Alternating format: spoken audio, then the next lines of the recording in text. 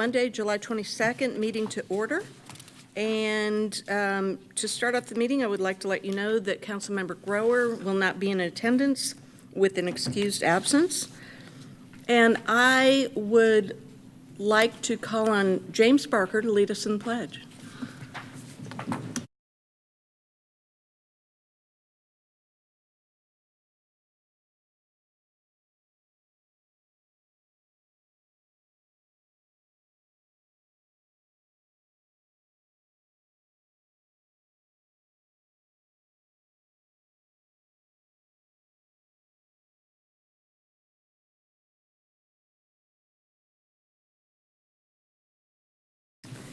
Thank you all. The next item on the agenda is the consent agenda. Do I have a motion to approve the consent agenda?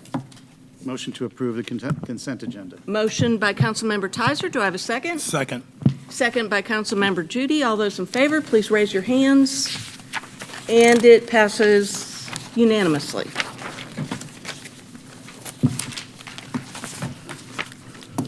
The next item on the agenda is going to take us a little bit of time. And it is, under the mayor's report, the approval of an ordinance to authorize Fulton County to conduct an election on November 5th and runoff, if necessary, on December 3rd, 2019. This is the first reading, and we've got our city clerk, Mrs. Press, here to present this. And Mr. Davidson will read the first reading. Thank you. This is an ordinance of the City Council to authorize Fulton County to conduct election. Now therefore be it ordained by the Mayor and Council of the City of Roswell, and it is hereby ordained and established by authority of the same, that the Mayor is authorized to enter into a contract with Fulton County Department of Registrations and Elections to conduct this election using express poll or other such measures approved by the Georgia Secretary of State, which contract is attached hereto and incorporated herein. And if approved, this would be the first reading. Thank you, Mr. Davidson. Mrs. Press, if you would please go through the history of this and how we got to where we are today. Okay. If you can. Well, back in June, we had the contract that was sent to us from Fulton County, and the cost was very high. And they said that many of the reasons for it was because Atlanta and Sandy Springs were not going to be conducting an election this year. And what happens with that is that the other cities then wind up having to pick up the extra cost, the percentage-wise for the election. They were also going to be doing some separate items that they haven't done in the past. They were going to be sending out household mailers to people, to the voters about the election. They also felt that they weren't doing enough for poll working, so they wanted to increase training. And they were going to have more training, more instructors, and then also they felt that they needed more security on election day. A lot of the cities wound up really complaining about the cost of the election. So we did get a new cost. They did drop it from about $650,000 to about $534,000. And they did tell us that they still needed, our cost share was going to be almost 20% of the election. And again, Atlanta wasn't going to be taking part in it. But at that time also, they did tell us that we were going to have 16 early voting sites. And what happens with early voting sites is all the cities have to pay the cost for all the early voting sites, because during early voting, a resident can go to any of the early voting sites. Like if you're a resident of Roswell, you don't have to go to just a Roswell voting site. You can go, if you work downtown, if you're downtown, you can go and vote down there. There was still a lot of complaints about the cost then, so they started looking at reducing the cost again.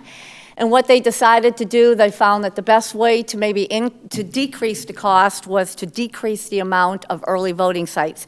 They at the time did not tell us what the early voting sites were going to be, what was going to be decreased. We were having an elections meeting on July 17th, and they were going to give us that information at that time. But I need to go back a little bit before I continue on. Way back in February, when we knew that the library was closed, Mayor Henry did want us to look at the feasibility of having another site in Roswell, since we weren't going to be able to use the library, to have another site on this side of town. So we did look at the City Hall. They did come out. It was feasible to use it. We did ask Fulton County if they would pay for our staff time to use City Hall. And at that time, they told us they wouldn't pay for our overtime. But since then, we had a meeting at July 9th, and Mayor Henry had talked to Liz Hausman, the Fulton County Commissioner, and she said that Roswell's cost will be paid for by Fulton County. And that's what we kind of knew at that time. So, but still going on, we were still under the assumption that we were going to have 16 voting sites until about July 15th, when they cut the early voting sites. So let me go to that. So on the 17th, when they told us that Roswell Library was going to be cut from the voting site, and the reason they told us is it was a good cut because there was another location. It wasn't in Roswell, but they have a location about 2.2 miles from the East Roswell Library that anybody, like I said, in Fulton County can go to. So these were the sites that they did wind up with for early voting. Plus, they also changed the hours.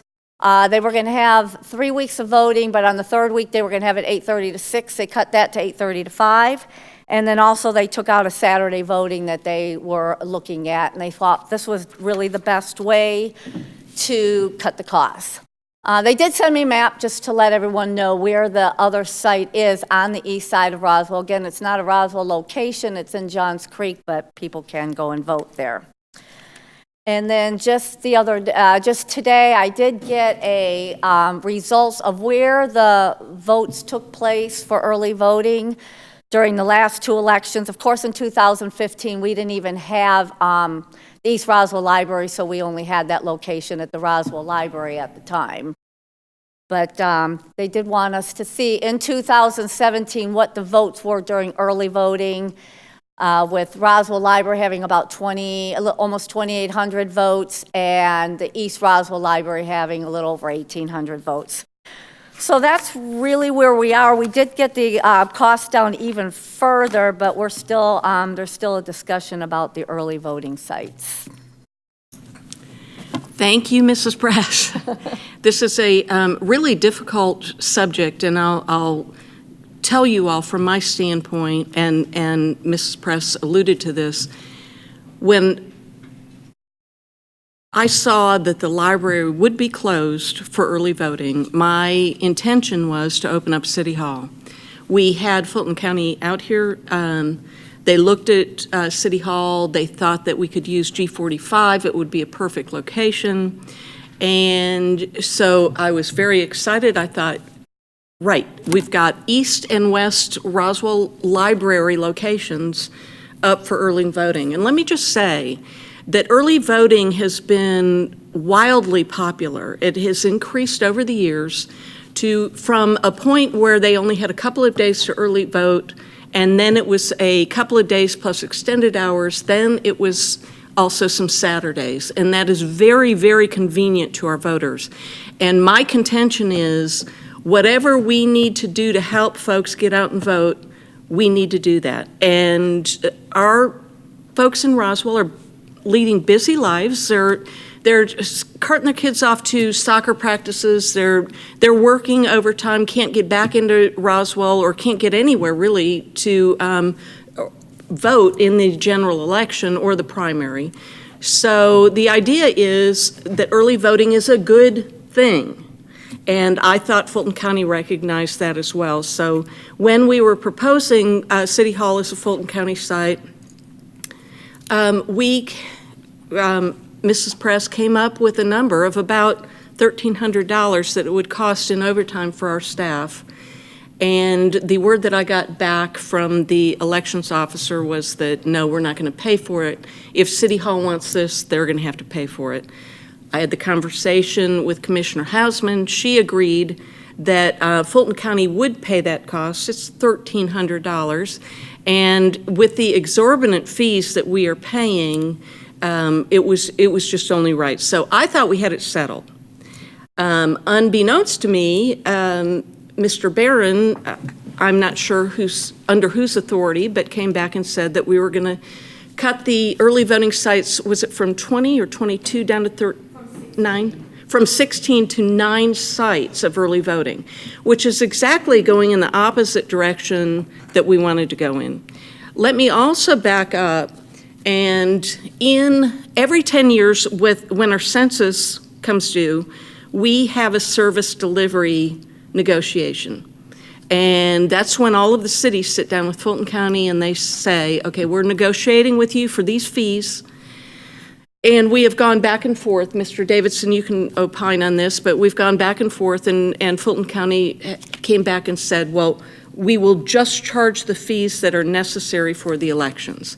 So now what's happening is they're coming back with other fees that they deem necessary and that's fluctuating the cost on this.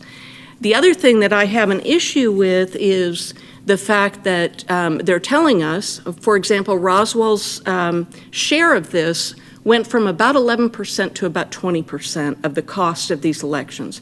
And they're telling us that's because Fulton, the city of Atlanta and the city of Sandy Springs do not need to have an election. But what is not making sense to me, and greater minds than mine can explain to me, with all of those polling locations, with all of the training for those poll workers, with all of the benefits for those poll workers, that we are not using in the city of Atlanta and Sandy Springs, we are not seeing any cost savings.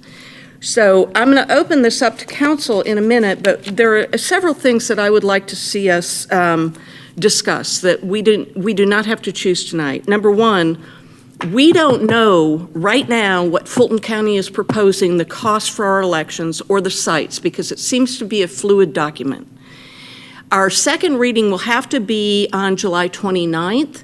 Fulton County has told us that they need to know by August 7th that what we are planning on doing and whether or not we will sign the contract for X number of dollars.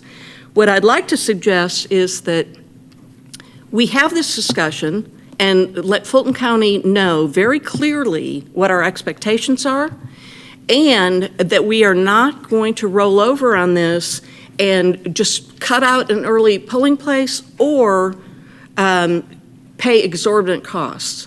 So what I would request the council do this evening is look at this contract, keep it without a dollar amount, move it to a second reading, which keeps us on track. But I want to hear from the council. I also want to hear from the citizens of Roswell what this means to us. The other thing I would like to consider is there is the possibility that our state legislators can pass legislation downtown that would allow us, this is key, that would allow us to contract with other counties. I am not a proponent of the city of Roswell performing our elections. I think that would be disastrous personally. But we could contract with other counties on this, and I would like to see us consider doing that, because right now, Fulton County has absolutely no competition, and they're holding us hostage on these elections. The other thing that has come to my attention recently is that, there's a movement with several members of the Fulton County Commission that they are looking at alternate funding sources rather than charging the city. So that is on the table as well. So I feel very strongly that we all need to voice our opinions, and we need to get direction. And the final thing I would like to say is that I know many of the council members have emailed our Fulton County Commission, and I would like to request that they allow me to email the Fulton County Commission as the mayor of Roswell, representing the city of Roswell. So having said all of that, and thank you all for being so patient, Councilmember Judy. I'd like to say that I support passing this tonight with no dollar amount. I'm certain that the Fulton County Commissioners will work with us to get what we need. I also believe people are a creature of habit and like to go to their voting locations that they like to go to. So if at all possible, and using all our resources, I would support passing this with no dollar amount and making sure that East Roswell Library is open for early voting as well. And let me also say that while Roswell is about 42 square miles, we have 62,000 registered voters. We are a large voting district within Fulton County, and I really feel as though a second location is key to us. We've got many municipalities in Fulton County that, and they will point out to you that there's some that are combining and two municipalities have one voting location, but I would also ask you to look at the number of registered voters there. Councilmember Tizer. Thank you, Mayor. I'm very supportive. As I understand it, we have to pass the first reading of this today to meet the deadlines that Fulton County has in order to get everything announced and set up.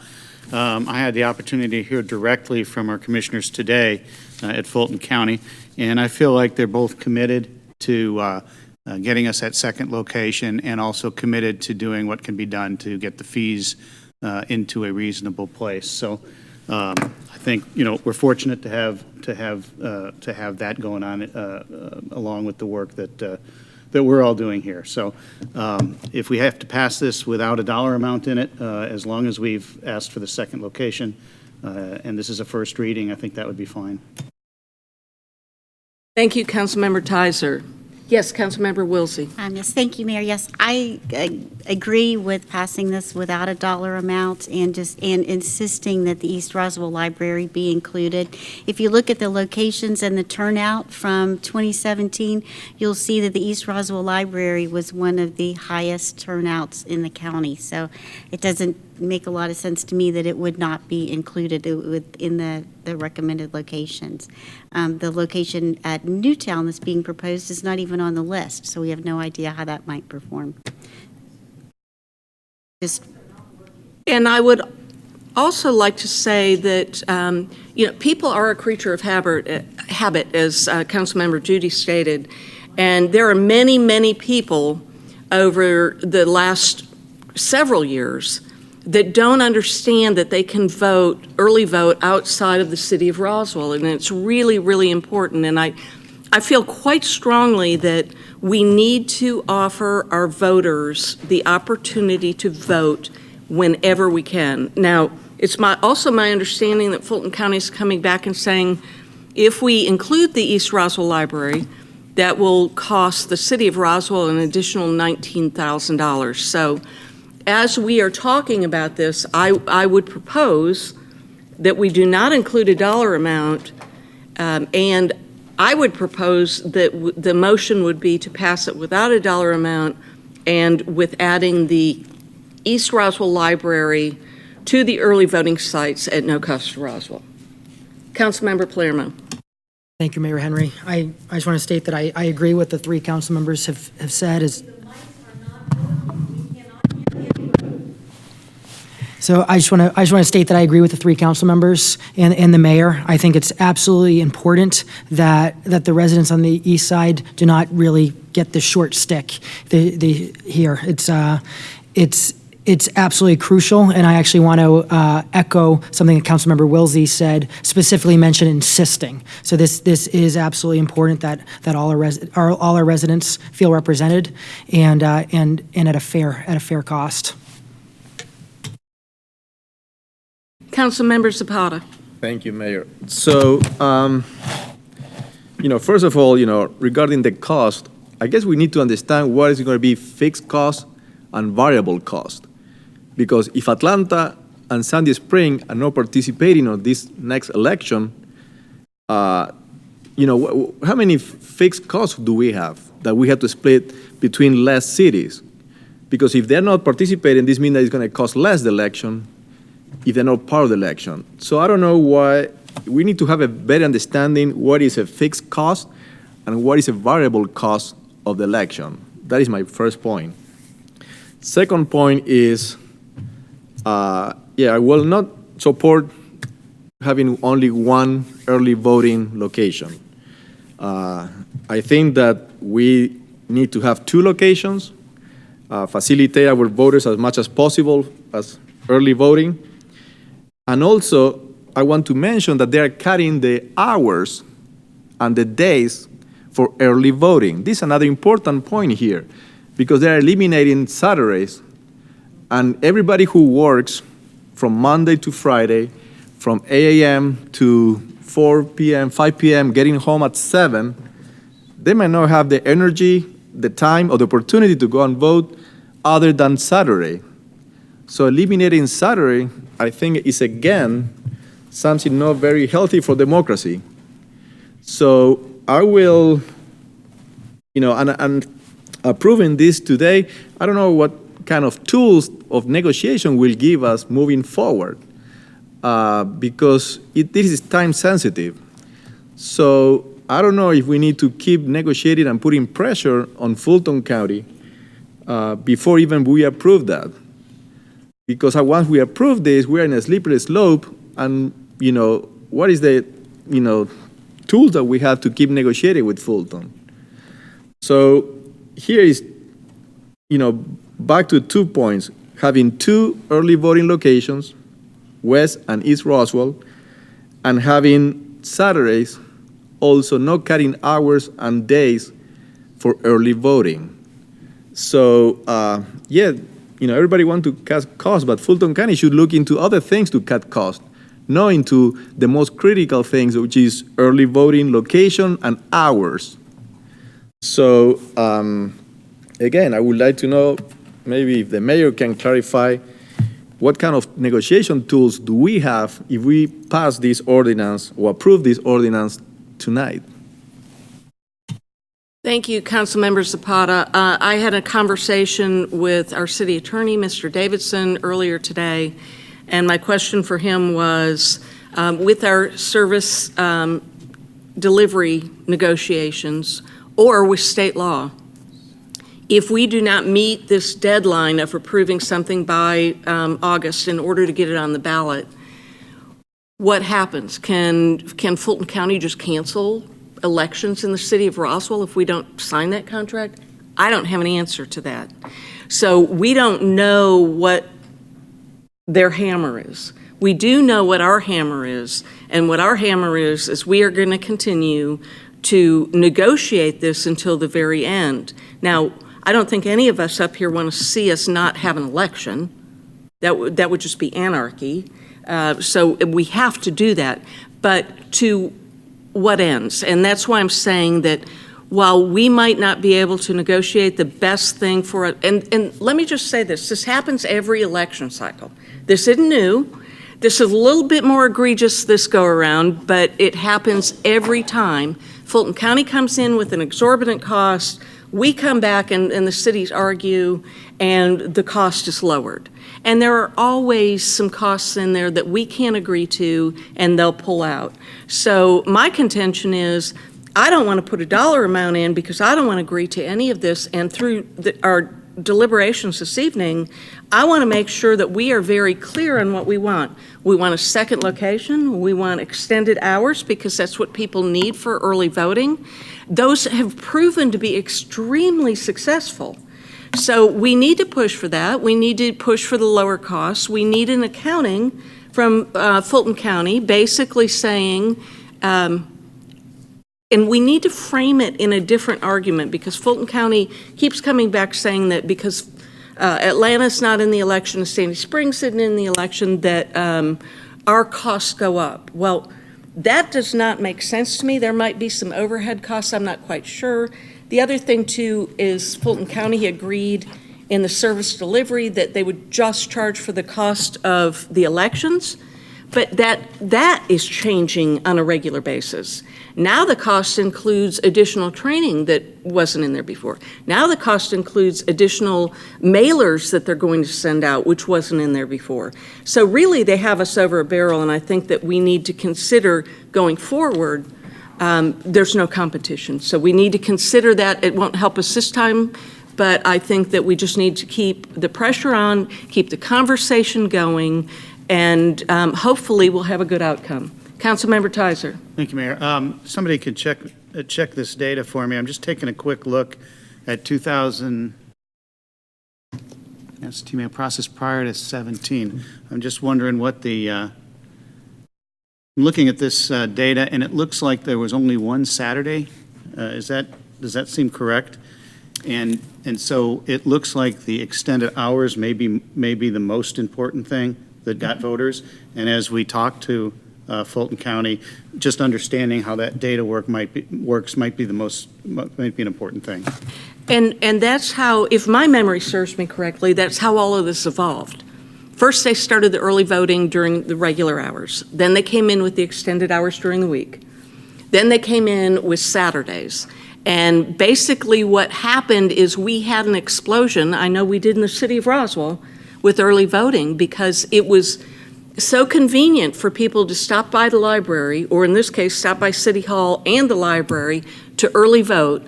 And, you know, I'll tell you this too, and this is always shocking to me, there are companies in the private sector that do not allow their employees the time off to go vote. And so early voting becomes even more important. And it's a convenience. It's getting voters out in greater numbers than we've ever seen before. And for Fulton County to turn their back on that, I am just furious about it. So, yes, point well taken. Yes, Councilmember Judy. So for me, this is the first reading, correct?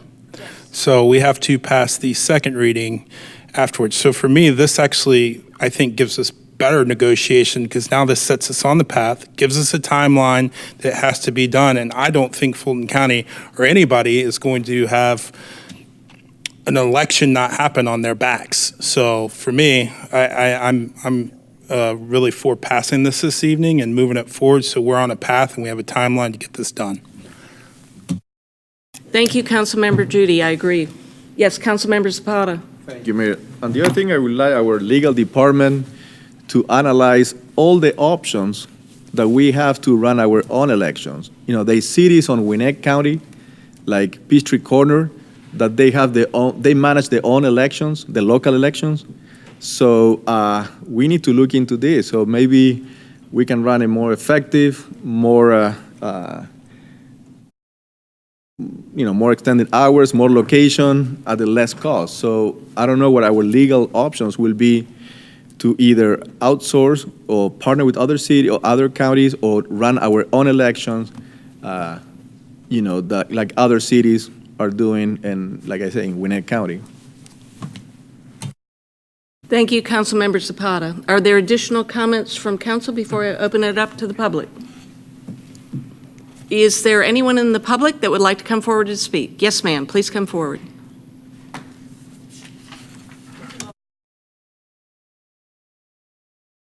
Microphones. Mrs. Russell, the microphones are on. Well, please sit back here because they're not working. I'm sorry, yours is, but none of the others. Miss Wilsey, we could barely hear her. If you don't use the mic, no, I'm sorry, I'm not deaf. We didn't come here to not hear. We came here and took our time to hear. Now, probably none of you have thought of this. Maybe you have. Last August, the city of Fulton County closed the library right here. It was supposed to be closed in November. They pushed it to August, the first week of school. So we had no early voting location on this side of town last year. So I drove to the East Roswell Library because I have a car. Took 30 minutes to get there. There was no parking. I waited. I finally voted, and 30 minutes back. If I didn't have a car, it would have been an Uber or a taxi ride for $20 in each direction. That's kind of like the old poll tax. If you couldn't pay the tax, you didn't get to vote. I met lots of people who came here not knowing that this wasn't an early voting location last year. I'd go by and they'd say, "Where do we vote?" No signs, nothing. So let's fast forward to next month will be 1 year that our library is closed, and that thing's not going to open till January of 2020, at least. I've already spoken to the construction workers. The Fulton County has had no operating expenses to run a library that's closed. So if they want to start talking about how much it costs to run an election, ask them how much they haven't had to spend to open our library. Salaries, electricity, water. I'll bet it's $200,000. You tell them they haven't given us $200,000 worth of services because they prematurely closed the library, then didn't do a thing to it till April, and you'd like to see that money to pay for the elections. Sounds simple to me. You didn't give us a service that we were supposed to have. You collected all our property taxes, but you didn't give us the service we were supposed to have. I feel like I live personally in a third world country without a library. It will be 18 months before we get a library on this side of town. And the East Library is not an option for people who live on this side of town. So you go to them and tell them, you failed to provide us with X $100,000 worth of services due to your incompetence, because all the other libraries that closed at the same time last year are open. I get the announcement every month or every week. We had a new ribbon cutting. We've got the ribbon cutting. The library's open. They didn't do a thing until April in this library, and they closed it last August, and it was supposed to open in March. So you go to them and tell them, how much did you not have to spend because you were incompetent? We'd like that to pay for our elections. Thank you, Ms. Russell. Is there anyone else that would like to come forward and speak? Not seeing anyone come forward. Do I have a motion on the first reading? Yes, Councilmember Tizer. Motion to approve the first reading with the adjustment to remove the cost number and add the inclusion of a second site for early voting in Roswell. Did you also want to include the extended hours, Saturdays and evenings? Yes, I would ask for extended hours in the evenings and Saturday. Thank you. Second. Second by Councilmember Judy. All those in favor, please raise your hands, and it passes unanimously. Thank you. I'm hopeful for a good outcome on this. The next item on the agenda, and let me just back up and say that our Fulton County Commissioners have been very responsive to us. However, with the political dynamics in Fulton County, there is only so much two representatives can do. So I appreciate their time, their effort, their willingness to fight the good fight, and we will try to assist them in any way we can. The next item is Administration and Finance Department. Councilmember Zapata. Thank you, Mayor. So, item number 2, approval of the ordinance to adopt a millage rate of 4.955 for full year 2020. This is the first reading. Mr. Davidson. Thank you. This is an ordinance to adopt the millage rate. Now therefore, the mayor and council of the city of Roswell wish to establish a millage rate of 4.955. The millage rate has a component of 4.705 mills for the general fund, operating and capital improvements budget, and a component of 0.250 mills for servicing bonded indebtedness. And if approved, this would be the first reading. Good evening, Mayor and Council. I'm here this evening to present the FY 2020 millage rate ordinance. So I have a brief presentation to go over some information regarding our property tax digest. Just to give you some background initially, as you know, our FY 2020 budget was adopted by the Mayor and Council on May 28th. This was based upon an estimated tax digest at the time and a estimated millage rate of 4.955 mills. We did receive some property tax digest information, preliminary information from Fulton County on June 25th, and this is the first of 2 required public hearings before the millage rate can be adopted for this upcoming year. Also wanted to take a step back and review kind of why we're here and how we got here, some of the events, important events that have taken place over the last couple of years regarding our property taxes in Fulton County. As you might remember, in 2017, there was quite a dramatic increase in property values in Fulton County, and the Fulton County Commission voted in 2017 to freeze the digest values. That digest was rejected by the state at that time. In 2018, the 2018 digest was also not able to be submitted to the state because of the number of appeals that were filed. In Roswell, that it was about 10% of parcels that filed an appeal.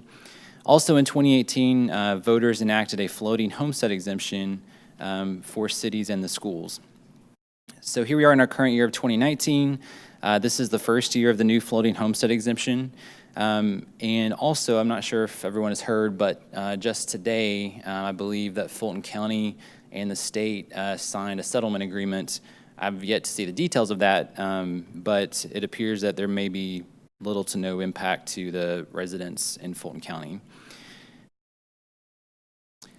Before we move on, I did want to just take a step back also and discuss, for those who may not be familiar, what is a millage rate. So the millage rate is just another word for our property tax rate. Essentially, it represents 1 mil or $1 for every $1,000 of assessed value. And when you think about your property, really there are two ways that we look at it: the fair market value or the appraised value, and the assessed value, which represents 40% of the fair market value. So if you take a look at this column on the far right, you can see this example. A home with a fair market value of $250,000 has an assessed value equal to $100,000. And at 1 mil, that would be $100 of property tax. So as you might know, there are 3 separate millage rates that affect residents in Fulton County. One of those being the Fulton County schools. These are rates based on the prior year. So last year they levied a millage rate of 17.796 mils, which was the equivalent on this $250,000 house of about $1,780 worth of property tax. Fulton County levied a millage rate of 10.43 mils, which was the equivalent of about $1,043.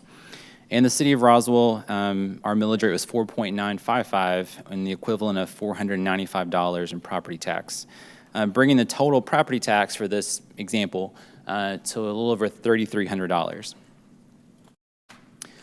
Another way to think about this would be to look at the proportion of the property tax bill that each resident pays. And so you can see of a resident's property tax bill, 54% of that bill goes to taxes are paid to Fulton County schools, 31% to Fulton County, and then 15% to the city of Roswell. The next item I wanted to discuss was to give you an update of what our digest looks like for this current tax year. As I mentioned, we did receive this information a couple of weeks ago, and this table shows you the gross digest value for the city of Roswell, and these numbers reflect the assessed value. So this compares our prior tax year 2018 to the current tax year 2019. And as you can see, our digest has grown by about $462 million, or about 8.2%. Of that, $262 million was an increase in residential, $203 million increase in commercial. A bit of good news to share: of that $462 million increase, just over half of that was related to new growth, meaning new structures or improved structures, things that weren't there prior. So we're talking about new development in the city of Roswell. When you take our gross digest and break that down by the property type, you can see that in our prior tax year, residential was represented about 73% of our total property tax digest. Commercial was at 24%. With our new numbers and the changes that have occurred in the digest, residential is down 71%, and our commercial tax base has increased to 26% of our total digest. Homestead exemptions are another important piece that play into the calculation for property tax bills. And as I mentioned earlier, this was the first year that we have the new floating homestead exemption in effect. These first 3 exemptions are listed. These have existed in prior years here in Roswell. So we have the exemption for those age 65 and over receive an exemption of $2,000. Those 65 and over with a adjusted gross income of less than $40,000 receive an additional $20,000. And then we have a disabled veteran exemption that in the amount of $67,555. This year, with the new floating homestead exemption, that amount benefited Roswell residents to the tune of $627 million. So when you combine all of these exemptions that are in place in the city of Roswell, they equate to just over $3.3 million worth of tax savings for residents, which averages out to about $117 per household. For those that are interested in understanding and seeing what goes on with the calculation for the new homestead exemption, the floating homestead exemption, I did want to walk through that really briefly. These are the pieces of information that you need to be able to calculate that homestead exemption. So in the green box, we have the average Roswell home value in 2019, which is $383,000. The assessed value for that same home would be $153,200.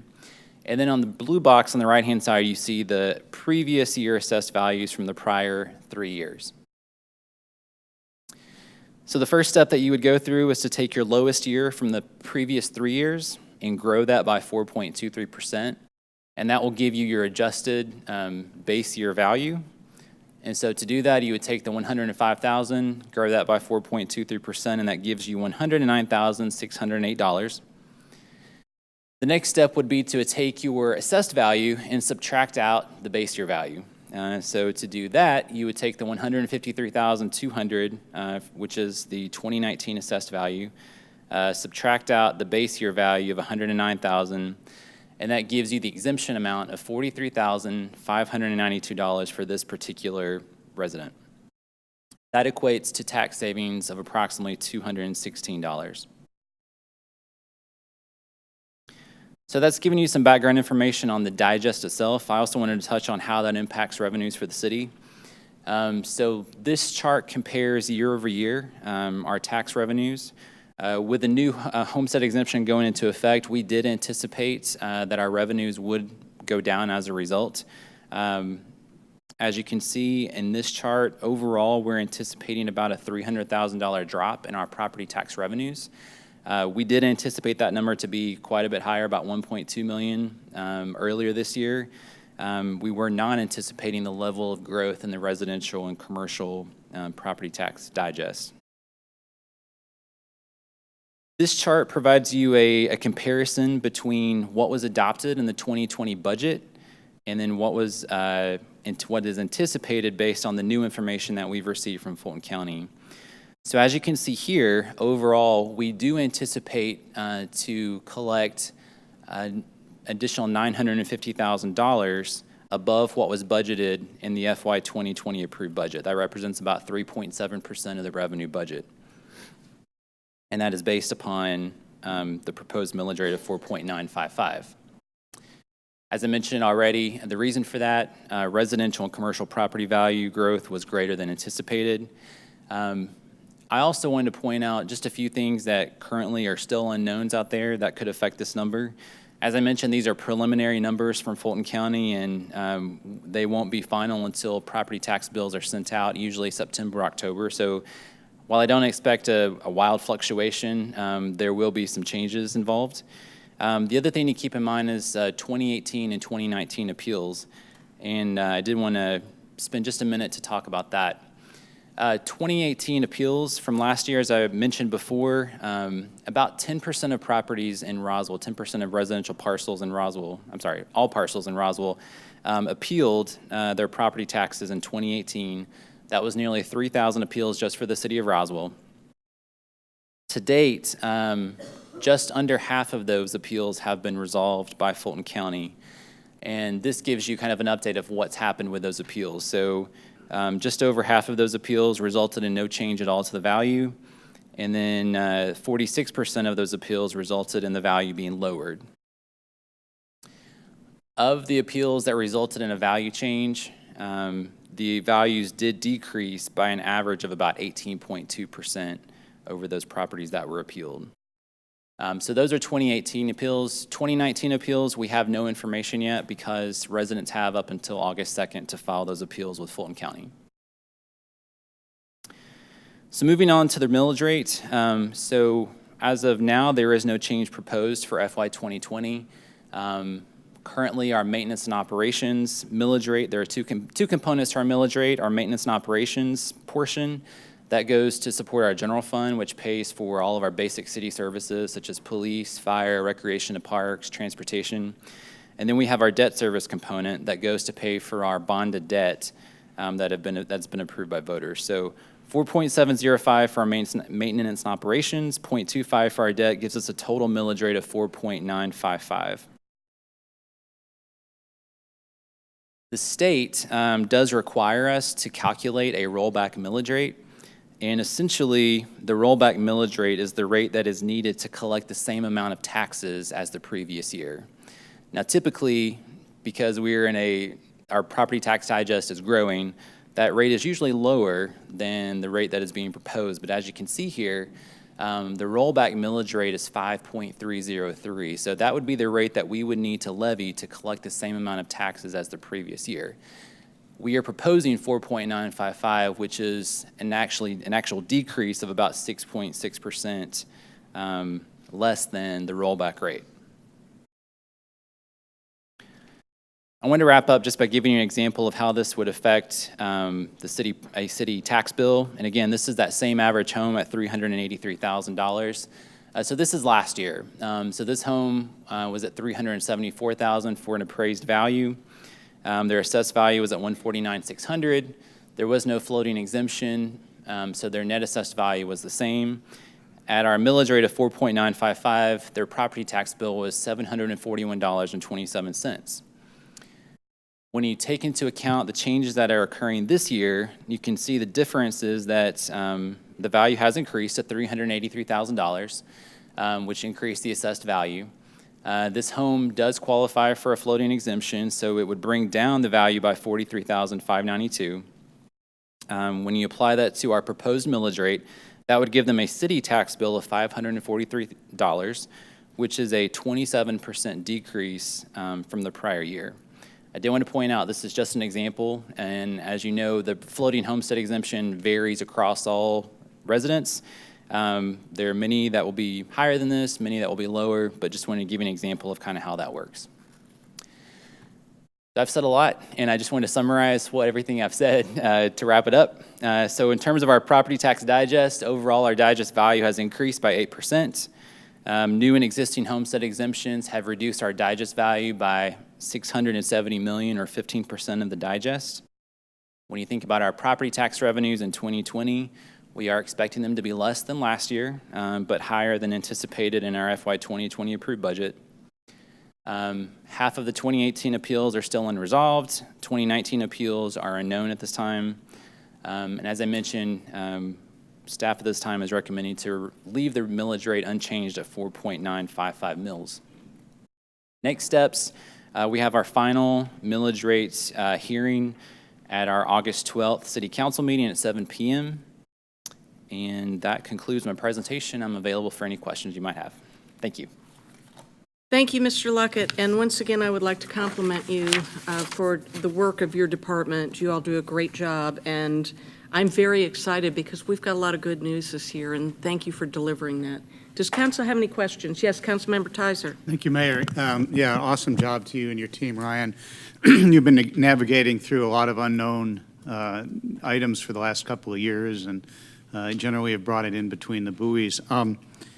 One thing I would like to point out, many people have received their Fulton County and property tax estimates from Fulton County in the mail.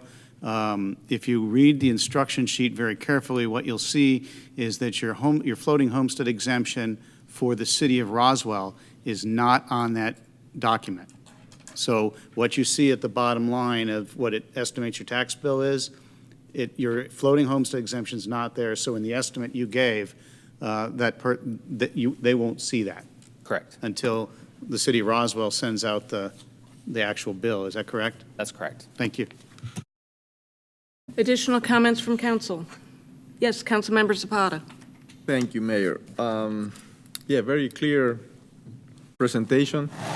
I would like to go back to the slide number 13, please.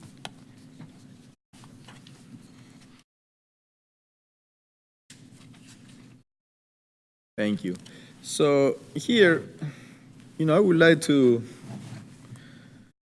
might be a little bit technical discussion here, but, bear with me and let's try to reason together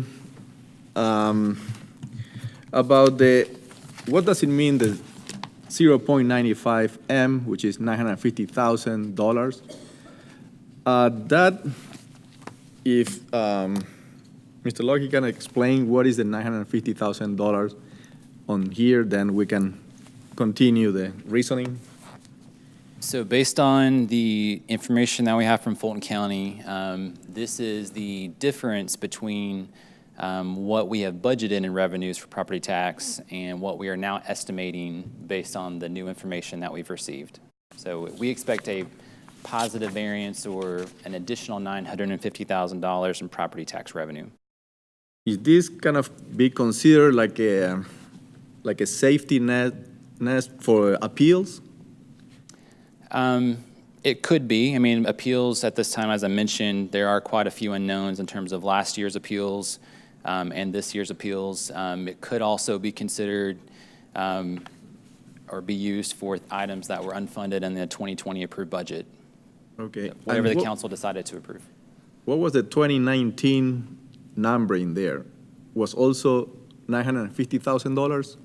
So in 2019, I believe we anticipated about a $700,000 positive variance based on from when you compare the budget to the new estimate once we got those numbers. Okay, so, and I understand that we have a surplus of $450,000 out of the $700,000 that were not used, correct?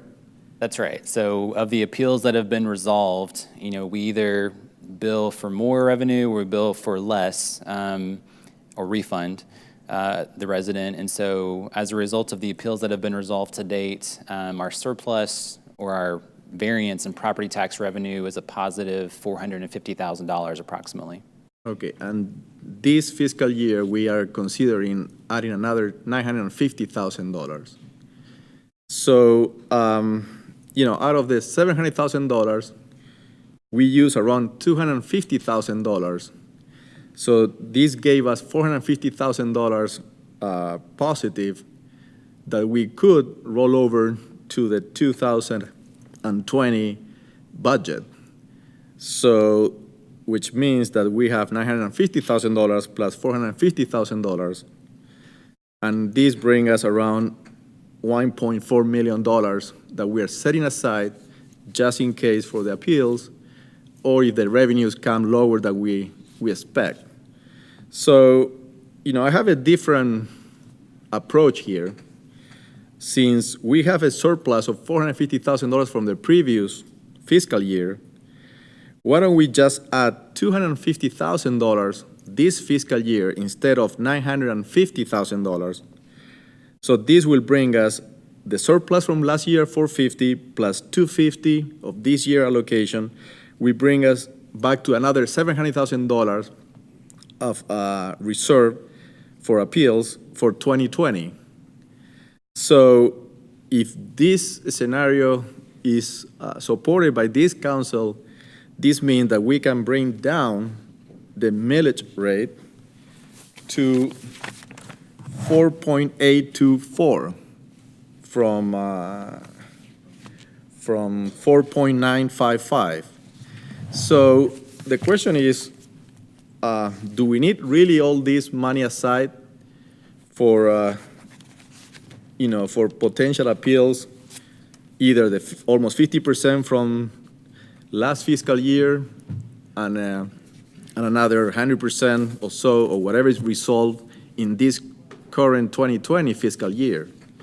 So I will propose to, just contemplate $250,000 for this fiscal year and roll over the $450,000 unused from the previous year. That will be, and we keep it again at the $700,000, which was the same amount that we used in 2019 fiscal year, and bring down the millage rate to 4.824. So I want to bring this to the attention of this council and the community and see, what is the the comments on this proposal? If I may comment, I would like to point out that we do have a very conservative budget projection. We also had service needs that we did not meet in our previous budget that we just adopted, and things like road resurfacing, sidewalks that we need to get back on track with. So I'm a little reluctant personally to lower it even further. We have been in flux with Fulton County. We don't know what we're dealing with. We don't know how these appraisals or the appeals will come in.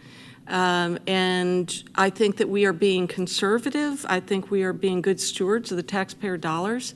And I am reluctant to put us in a position where we are reducing our millage rate to the point where we can't provide services in the future. Would council like to comment? Councilmember Palermo. Thank you, Mayor Henry. So I agree with Councilmember Zapata's sentiment. The irony is actually I agree with Mayor Henry's sentiment, and I actually feel they're not fully contradicting. And the reason being is I think it's very important that taxpayers are getting really good value, and some of that good value is, as Mayor Henry just brought up, is road resurfacing, just really mentioning sidewalks. I'll add a few more, having the best parks anywhere, really being able to support our first responders to keep us safe. There's a lot of important expenditures that I want to make sure we absolutely are well equipped to do. The issue that I have is I feel there's also a number of expenses out there that are not really having a true value to taxpayers. And we'll get into that in the next item when we get into item number 3, where there's a proposal for $100,000 for another study, and one specifically that's not providing value to taxpayers. But that's one example of many. So I think Councilmember Zapata is certainly bold with his proposal, but I think it's one that I support for two different reasons. One, the fact that it is being a conservative potential for reserve, as Councilmember Zapata brought up and Ryan confirmed, but then also, as Ryan brought up, the fact that when this money is not needed, it really does just end up getting spent, and as I mentioned, spent in some ways that I feel are not the best for the taxpayer. So I think this would be a great challenge for us to be able to give this slight reduction to the millage rate and become that much more focused to make sure that all Roswell residents are getting really bang for their buck. Additional comments from council? Councilmember Tizer. Thank you, Mayor. No one likes reducing taxes more than I do. I've seen the details inside the budget. I've seen some of the conservative numbers. I've seen some of the cuts that were made in various departments to get to the 4.955. And I think that if we cut this too close, just like we said last year, we can get ourselves in trouble. $400,000 out of $150 million, a very, very narrow runway for Director Luckett and his staff to bring this in on. So while I would love to reduce the millage rate even further, I think we're pretty tight as we are right now. Thank you, Councilmember Tizer, and I would also like to point out that $400 and some odd thousand would be one election with Fulton County. Councilmember Judy. I tend to agree with the mayor and Councilmember Tizer on this. I also would like to say, when we talk about what is the return on investment that the city does, some people believe some studies need to be done. Some people believe some studies shouldn't be done. But what I would like to believe is nobody on this council would vote for something that doesn't have a return to the taxpayers in some way, shape, or form. It might not be a direct monetary return, but it could be in knowledge gained, so things are done correctly. So I think it's unfair to go and say it doesn't have something, $100,000 spent or something else spent, doesn't have a return to the taxpayers just because you can't show it on a balance sheet. So as we go through this process, it's there's money spent in a lot of different ways in the city government. And if you wanted everybody's opinion on that, I think we'd be here for a long time. Thank you, Councilmember Judy, and I would also like to point out one of the key things that we're doing this year, and talking about return on investment, is our strategic planning. So that is key to the future of the city of Roswell. That gives your elected officials marching orders, and also I would like to use this time to plug, please go online, give your views on the strategic plan and what you would like to see for Roswell in the future. Additional comments? Yes, Councilmember Zapata. Thank you, Mayor. Yep.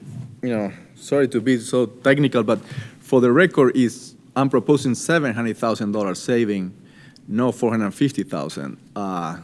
It's $700,000 because I'm proposing to add this fiscal year $250,000 out of $950,000 proposed, and roll over $450,000 from last year that have been unused. And here is more like I said, it might be a little bit technical, but it's just if we put aside money for a certain purpose, my understanding and my philosophy is that you keep this money rolling over for the same exactly purpose. If you want to do something else that we all want to do, more sidewalk, more safety, more everything, then you spell it out during the budget season how you're going to use the money. But here, having a cushion of $950,000 plus $450,000 from previous year that then can be used in some other ways, I don't think it's not clear. So what I'm trying to do here is to bring clarity that if we have some money put aside for a certain purpose and we don't use it, we roll it over if it's needed on the following budget season. No keep it adding, accumulating, or then eventually divert to other uses. Much needed, no doubt about it, but let's make it clear from day one. So if we need this $700,000 that I'm proposing maybe to another specific project that we're going to do exactly this, no sort of, then let's do it. But accumulating here for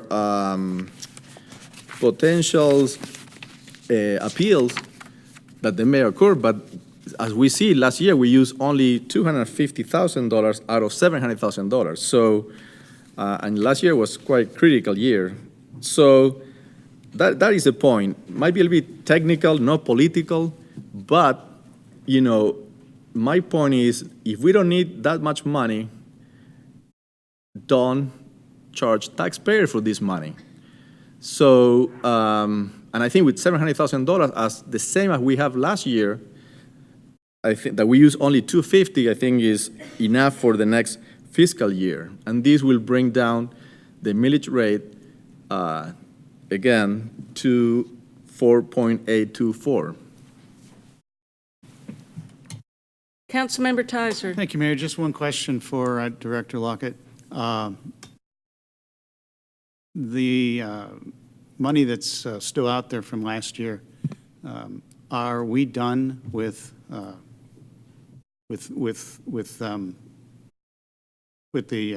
appraisals? No. There's about half the appraisal still to be resolved from last year. With an average of, I think you said 16% reduction? 18%. 18, sorry. Thank you. Additional comments from council? Yes, Councilmember Palermo. Thank you, Mayor Henry.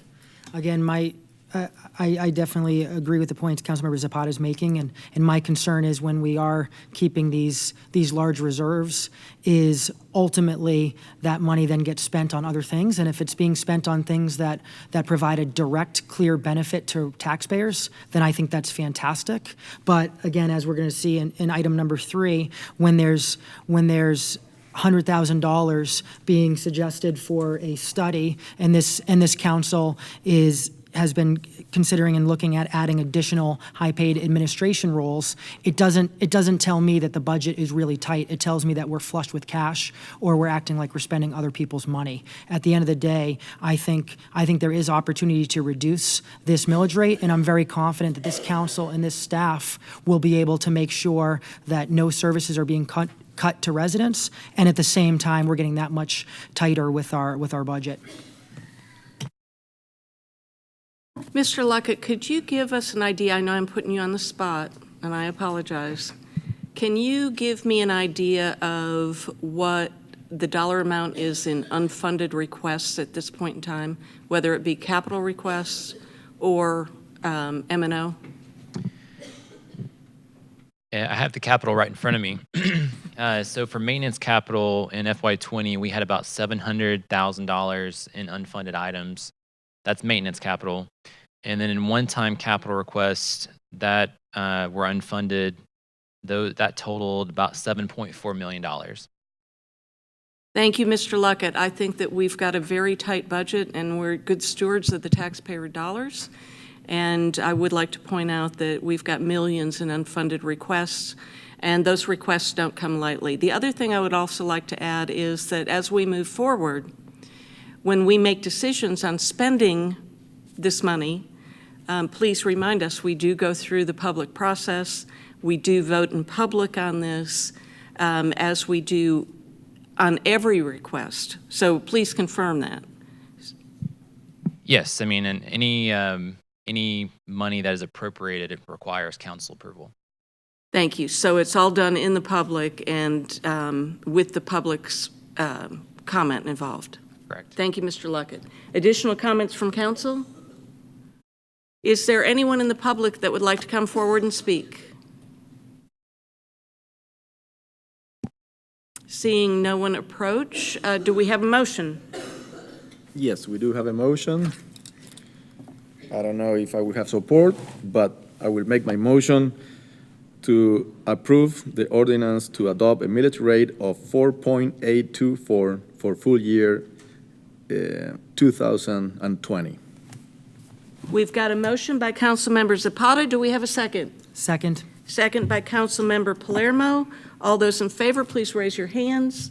Councilmember Zapata, Councilmember Palermo in favor. All those opposed, please raise your hands. Councilmember Tizer, Councilmember Wilsey, and Councilmember Judy.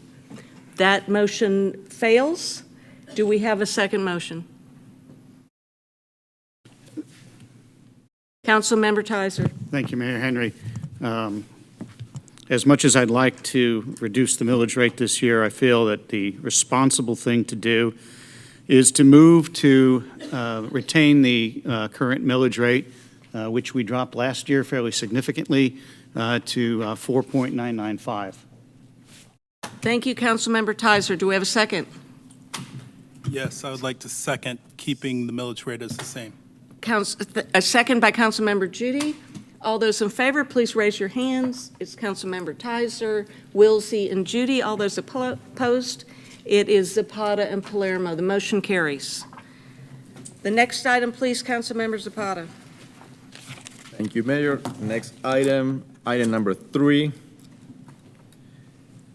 Approval for the mayor and city administrator to sign a contract with Planty and Moran for a citywide organization and cultural study in the amount of $100,000.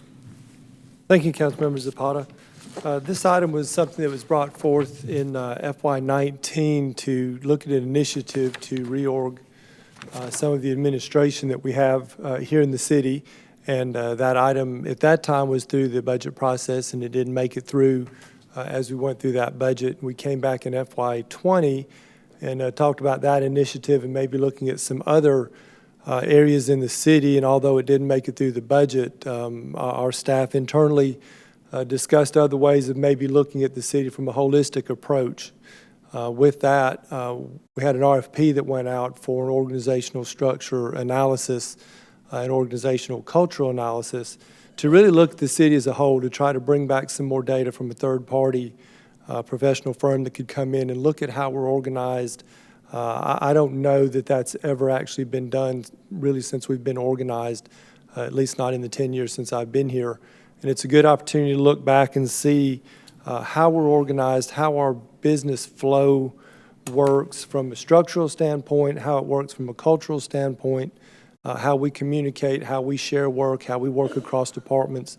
So we sent out an RFP and got 6 responses, and Plant Moran was the lead firm that sent back a response, and through some negotiations with them, the total price that is proposed is $100,000 to do this assessment should take about 3 to 4 months of work on their part to come back to you all with sort of a full plan for the city of what would be the best practices for business to put us in the most efficient light we can to be able to handle the work that we have and put out a good service to the community. So with that, our recommendation would be for a motion to approve the mayor or city administrator to sign the contract with Plant Moran for $100,000. Yes, Councilmember Zapata. Thank you, Mayor. So, thank you, Michael, for the presentation and the initiative. I have a question. Do we have already done our salaries and benefits reviews? I know that we're going to be doing. We'll be doing that probably around December of this year. Okay, so And that's a full review. I think the last one about 4 years ago was kind of just an update. So this will be a full Right. review. Yeah, it's well overdue to do the review, and it's great, and I'm glad that it's going to get done soon. So then, according with my logic, if you don't know how are you doing first with your salaries and benefits, what do you want to do before that? Another study about the culture and citywide organization. That is my first point, because first you have to know, what will be a proper salary and benefit for the existing employees, and then, you could go ahead based on what how much you need to pay for different positions in the city. Then you can see if you need more, more people in the organization or not. My first point. Second point. So, I don't see the urgency in here. I don't see that it's really high impact, positive impact for taxpayers. And third, I think we definitely need more details on the deliverables of this study. And my last point is, what about if the head of departments, who knows better than anybody in the city the needs and culture of every department, to analyze and propose to our city administrator, who then can bring up to mayor and council what needs to be done in terms of citywide organization and culture. Nobody knows better than the heads of department. And I will even go farther. I would say, why don't we give a bonus to the head of departments to conduct their own study inside their own departments that they know better than anybody, and then make recommendations. So this might save us money and might be the opportunity to offer some sort of bonus or incentive to the head of departments to come with their own analysis of their own department. So, so I think here, I don't see the urgency of spending 100,000. Then looking around other cities, like it mentioned here, organizational review, compare the city of Roswell with other cities to identify staffing levels and workloads. I mean, every city is different. Every city offers different level of service. Every city have different culture on the organization. So what are we going to be looking to see, Alpharetta, what kind of employees they have, how many employees they have? I mean, what's the point there? We know internally, our culture, we know if you need to improve, you need to change, it's need of something, but we know better than anybody. So how can you compare to another organization when you are your own organization? That part also I don't understand the benefit of doing this comparison analysis with other cities in this particular case, where we're talking about citywide organization and culture study. So, yeah, unfortunately, at this moment, at this time, when I'm trying to save more money to taxpayers, I don't see the needs, urgency, and definitely need to have more details on deliverable of this project, proposed project. Councilmember Zapata, you had several questions in there, but I wasn't sure if those were rhetorical. Were you looking for an answer from Mr. Fisher? So I don't know if I have questions. I have comments, more than questions. Thank you. That was my question. Yeah. Thank you. Comments. Councilmember Wilsey. So thank you, Mayor, and thank you, Mr. Fisher, for the presentation. One thing I don't think most people realize is that the city of Roswell is one of the largest employers in the city. I think the last time it ranks this number 5 or 6. So could you tell us how many people are employed by the city? We have over 600 full-time and about 1,100 with full-time and part-time staff. Wow. And how much has that grown over the past 10 years or so? I don't know what the Yeah, total maybe amount so. has grown. I mean, I don't know that it's grown a great deal over the last few years. Okay. We've moved some people around and done some different things internally, but it hasn't grown that much. I think we move around and see the needs internally and can kind of readjust that way. Right. So the number has stayed fairly stable. I think it's stayed So- fairly steady over the years. And then just, could you kind of give us an overview of, I guess, the range of services and the different kind of jobs that were in the city, that the city provides? Yeah, that's unique thing about municipalities is we don't just make pies. I mean, we have, we have executive levels at department levels that we have in anywhere from recreation and parks to transportation. Of course, we have public safety, fire and police. We have staff that support those managers that are making a lot of decisions, that are overseeing the departments.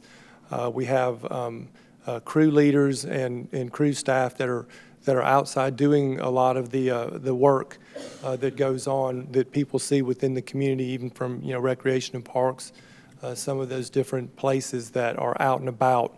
So some of the folks you see out, some of them are in offices, making other decisions, but it's a wide variety, which is what's interesting about municipalities. There's a lot of different interests. Sure. Yeah, that's one of the things that's always impressed me is just, the size and the variety and the diverse services that you have. And I don't think most people realize, what a large and constantly moving organization it is. So, thank you.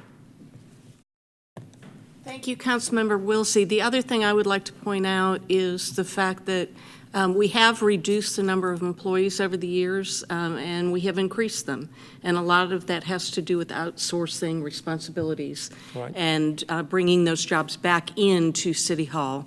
Case in point would be court services, but then also code enforcement. So while folks like to say, well, we reduced the number of employees per capita in the city of Roswell, we also increased the outsourcing at those times. So unscientifically, I would agree with you that we've probably remained pretty stable. I think a lot of it We has are to do with we are a lean government. a lot of it has to do with the level of service. I mean, that's what we're looking at. We're just trying to provide the services. Right. Additional comments from council? Councilmember Palermo. Thank you, Mayor Henry. So I want to address a couple things. So first off, Mr. Fisher, I appreciate the presentation. Great job. One of the things you brought up was in the last year's budget when there was the request, and the way you described it was as requesting really a reorg. But I would clarify that if there was a reorg request, this council, I believe, very quickly and unanimously would support that based on your guidance and all of staff's guidance. But it was not just a reorg. It was to hire an additional role or different roles within administration, and that is something I have concern with. And it goes back to as one of the other council members brought up tonight. So for me, the reason I'm so focused on spending less, it's not just that I want to see what we spend on a city balance sheet. That's not the case. And a prime example is the Roswell Moves Festival. So they had a great festival in the spring. It was a great destination for a lot of Roswell residents. It actually brought in some great business revenue and therefore tax revenue. That doesn't show up on our balance sheet, but it's an event that I think a lot of Roswell residents were fans of. And there was the request to have that festival again in the fall. And in looking at a spreadsheet you sent, it was approximately $9,000. Technically, it was a little more, but I think it could have been down to about $9,000. And that's something that the city says we don't have the money for, so we cannot have that festival. That's an event that has a clear and direct benefit to Roswell residents. What we're seeing here is a study, and a study that that potentially has the goal of, as you mentioned, of really looking at workloads and potentially justifying additional administrative roles. That's something I have real concerns with. Again, I am fully supportive of hiring additional support, whether it's through, as Mayor Henry brought up, we've often done through outsourcing, as well as whether it's needing more first responders and many different individuals that provide direct services to Roswell residents. But what I really suggest and challenge this council to do is, I do think there is actually always the opportunity to really look closely at what is the best structure. That's something I'm absolutely supportive. What I will bring up is I kind of, and as was brought up, it's kind of like doing an audit.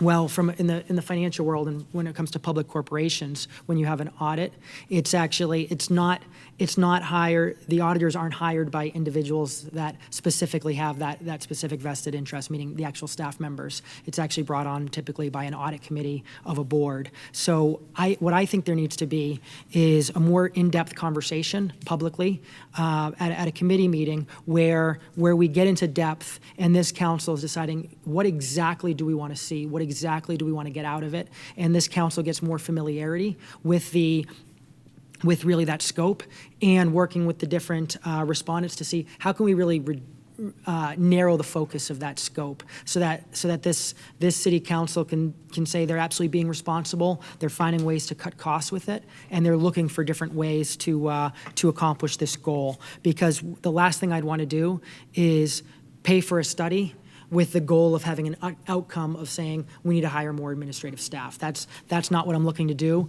I'd much rather be spending to get more of our roads repaved, to have more events like the Roswell Moves one and many others, and I'd love to save taxpayer money as well.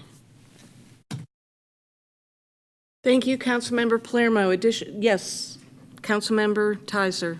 Thank you, Mayor. I guess I'm looking at this a little bit differently. I'm not looking at it as a way to justify more staff. I'm looking at it as a way to determine whether we have the right staffing, which could also mean changes in numbers that save the taxpayers money. We have a new police chief coming on board.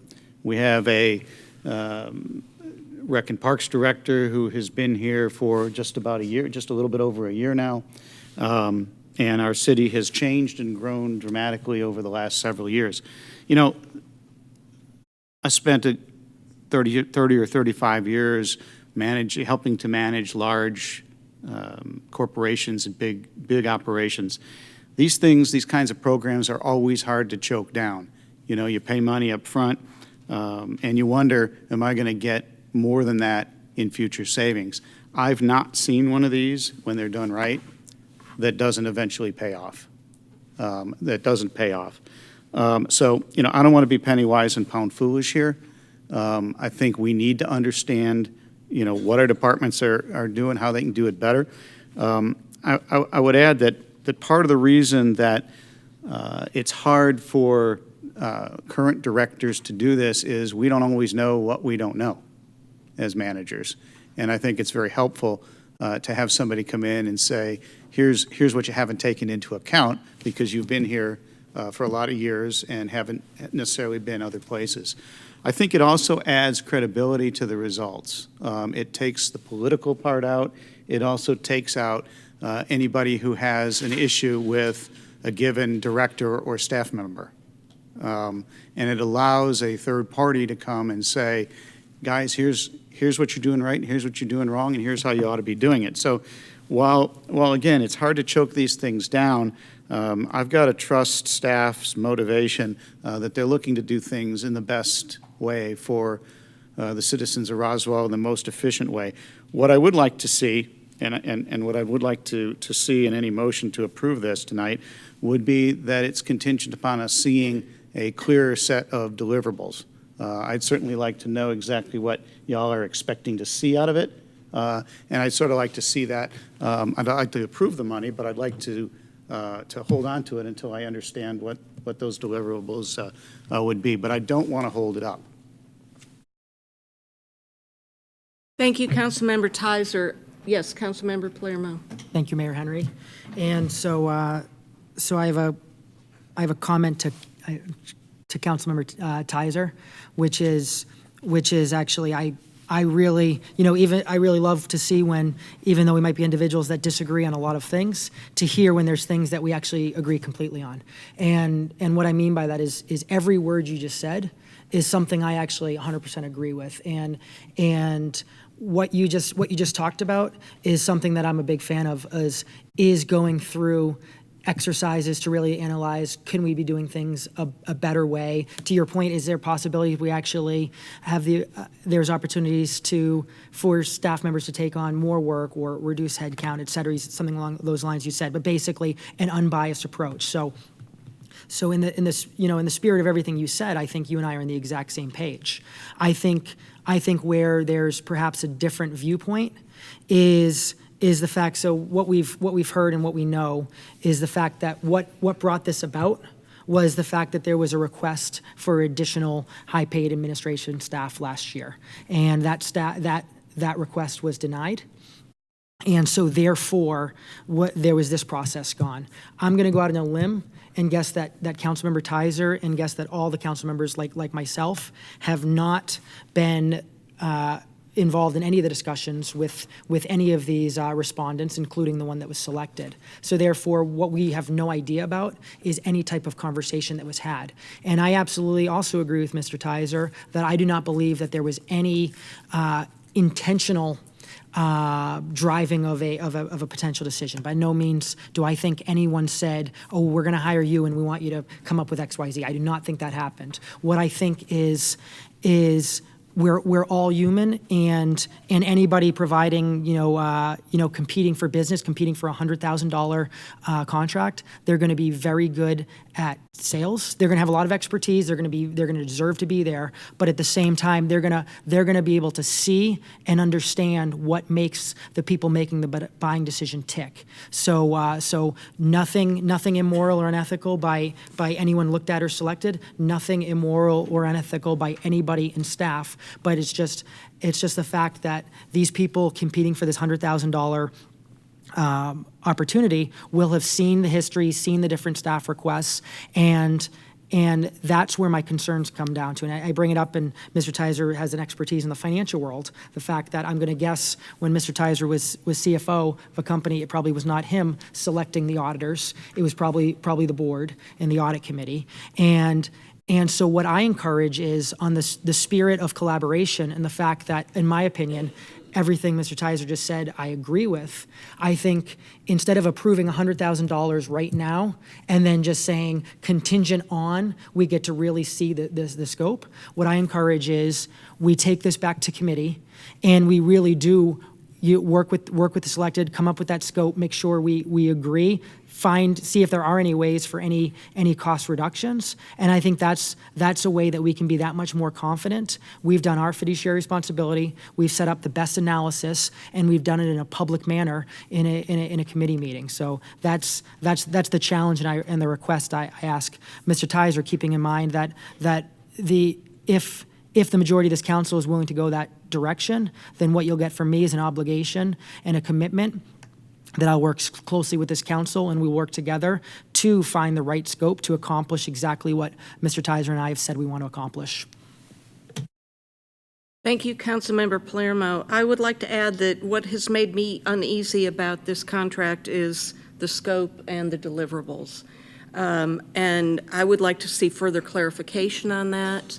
I would like to better understand it. I've had conversations with staff trying to get at the bottom of what is it we're exactly looking for here, and I haven't gotten those answers, so to speak. So I would encourage this council as well to go back to committee with this and look at the scope and deliverables on this contract, because I don't understand it, and this is $100,000. So I would like to have a better understanding of that, and also a clear idea of what we are going to expect because of the clarification of the scope and deliverables. Additional comments from council? Yes, Councilmember Zapata. Thank you, Mayor. So, I don't come from the big corporation. I'm a small business owner. So every dollar I have to give you back 3 times, and everybody in the organization have to do 150%. And I totally believe that our heads of departments are totally capable to analyze the department and independently, without any pressure or any, directions, and come back to the city administrator and mayor and council with great recommendation.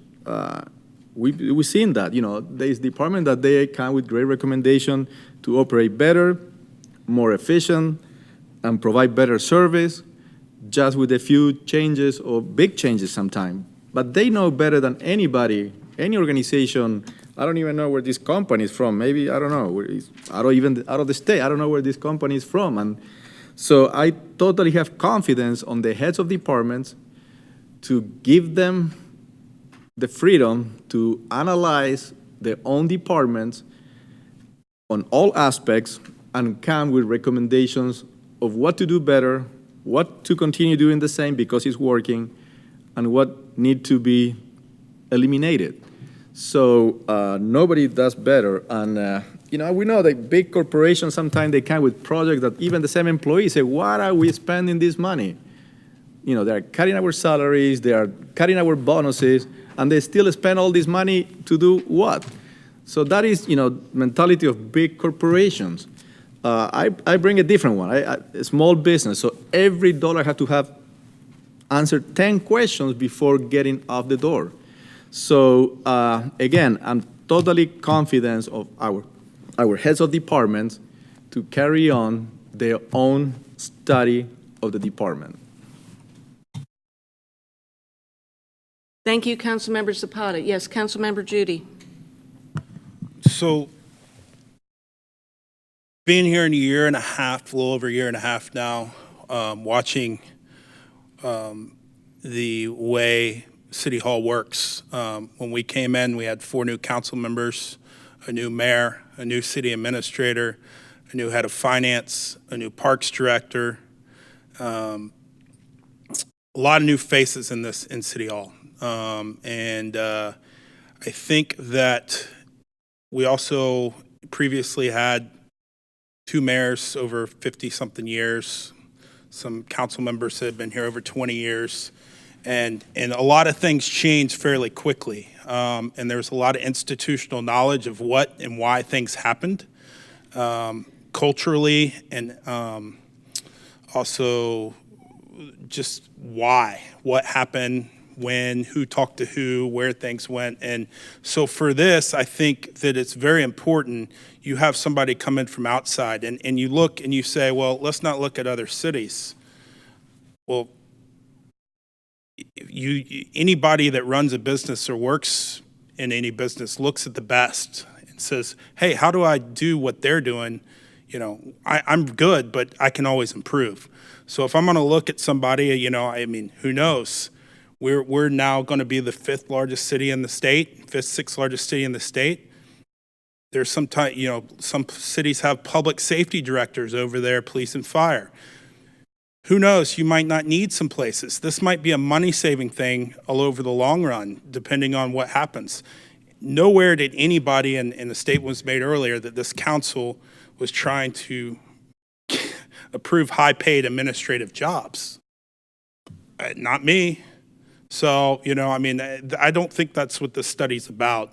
And for me, to have somebody come into City Hall after being here a year and a half, I think this is needed, a cultural and operational study of the city. Now, whatever we end up as, this needs to be done, in my opinion, and I support it. Thank you, Councilmember Judy. Councilmember Palermo. Thank you, Mayor Henry. And I'll give a similar agreement with Councilmember Judy. He brought up some great points on the fact of so many different reasons to look at this structure. So from that standpoint, I think we're on the same page. But at the end of the day, this is something that is very high stakes. And if we're going to have something that is A, so expensive, and B, so high stakes, it's something that this council, really this board, should have some involvement in looking at what is the exact scope, what are the exact details of exactly how this will all be done, and this council should be able to get go through that really assurance to make sure that the company performing this is going to be going in, looking, turning every stone, and it's not just in a justification to add more high-paying administration roles. So I agree with Mr. Judy's sentiment completely, and I'm hoping there is the opportunity we can work together on this at committee. Councilmember Judy. Could you shed some light on how more in depth we can go on this proposal and what this looks like? I mean, some of these questions being asked on where we're going, what this looks like, how's this going to be performed, all those different things. Do we have answers to all that right now, or what's your opinion? Sure, we have a detailed scope of work that we actually sent out with the RFP to begin with. From the organizational structure standpoint, there will be interviews with each department head so that this firm can put together what your department heads thinks ought to happen. So certainly they're going to ask their opinions and meet with each and every one of them.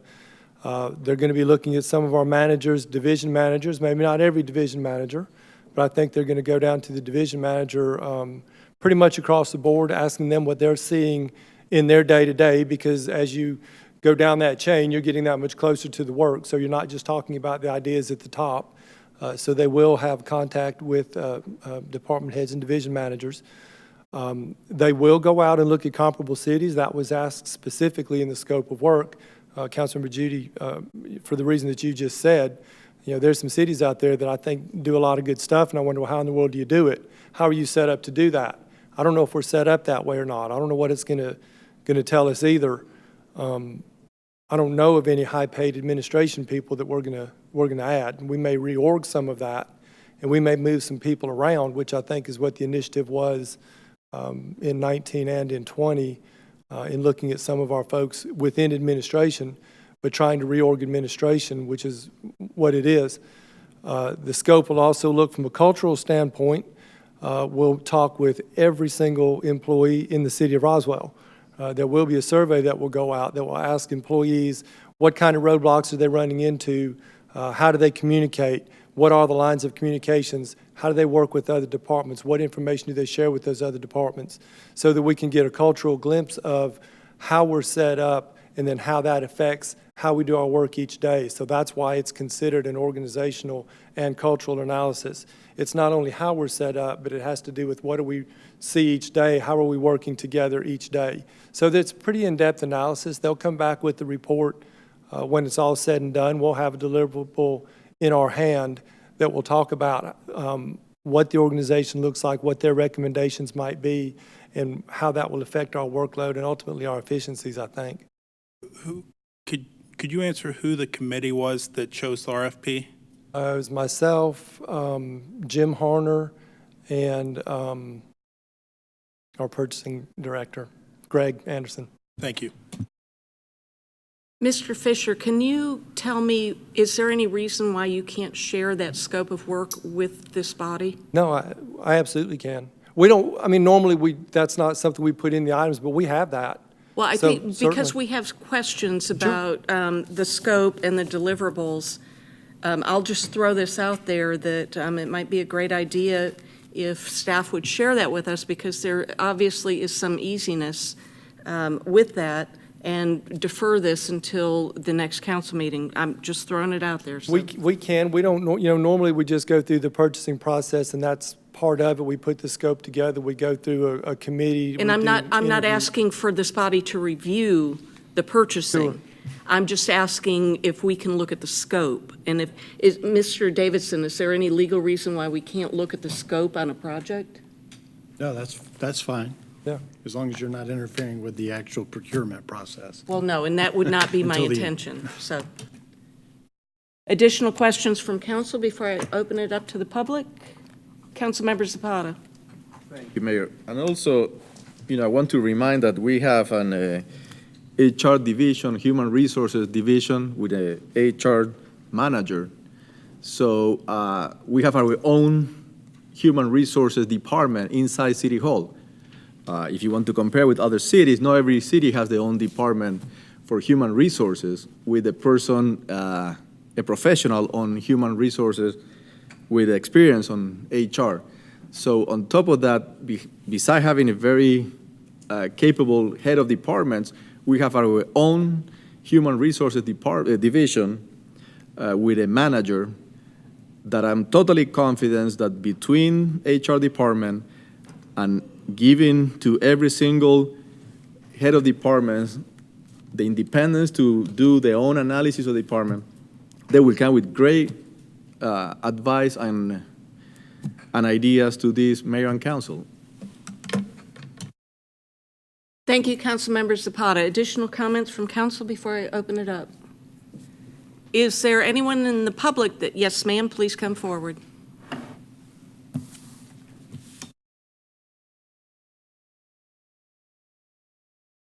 Janet Russell. Again, I don't know what's going on with the audio tonight, but it's not as good as it usually is. $100,000 for yet another study. You do know Roswell is like the joke of metropolitan Atlanta when it comes to studies. We are notorious. Mr. Tizer, I'll wait until you return so I can finish my comments.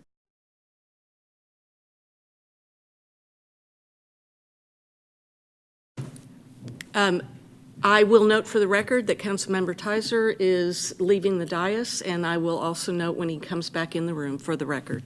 So please continue. Thank you. I lost 20 seconds. We just completed an audit of our police department for, I don't know, $70,000. We have a historic plan, master plan, and a study going on for I don't know how many, 50,000. We have a Together Roswell or Roswell Together program going on for another 50,000. Now we're going to do this one for 100,000.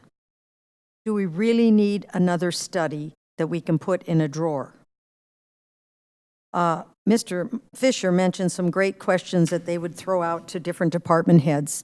They were great. How can we improve, et cetera, et cetera. Thank you for increasing the volume.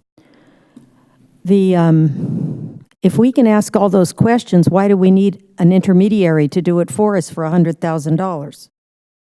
It seems to me that you've got money you don't know what to do with, so you want to reorganize the city or evaluate it, because we did have mayors for 57 years, 2 people, and a lot of city council, and I was here for 46 of those 57 years, and I have a really good memory.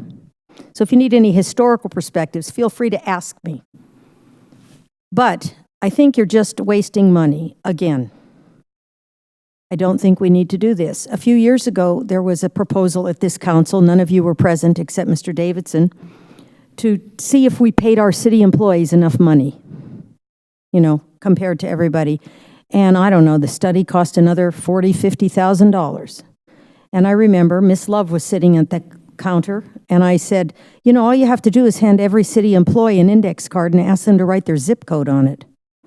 Then divide up the zip codes and find out how many actually live in Roswell. If you can't afford to live in Roswell, they're not getting paid enough. Problem solved, save $50,000 and divide it up among the employees. It was too practical. So sometimes I think we forget about practicality because we try to be so professional. But we do have really competent people as the heads of departments. Why not put them on a retreat for a weekend where they brainstorm? If I can interrupt you for 1 minute, Ms. Russell, I would like to note for the record that Councilmember Tizer is back at the dais. Thank you. Please continue. So I'm just saying that as a small business owner of 39 years, I don't have to consult with people when I know I'm screwing up or where I need to improve. So I'm just going to finish with, unless you defer this tonight, I think that all of this discussion is just dressing on a window, that you've already made up your decision how you're going to vote, and this is just show. Thank you. Does anyone else in the public like to come forward and speak? Yes, ma'am.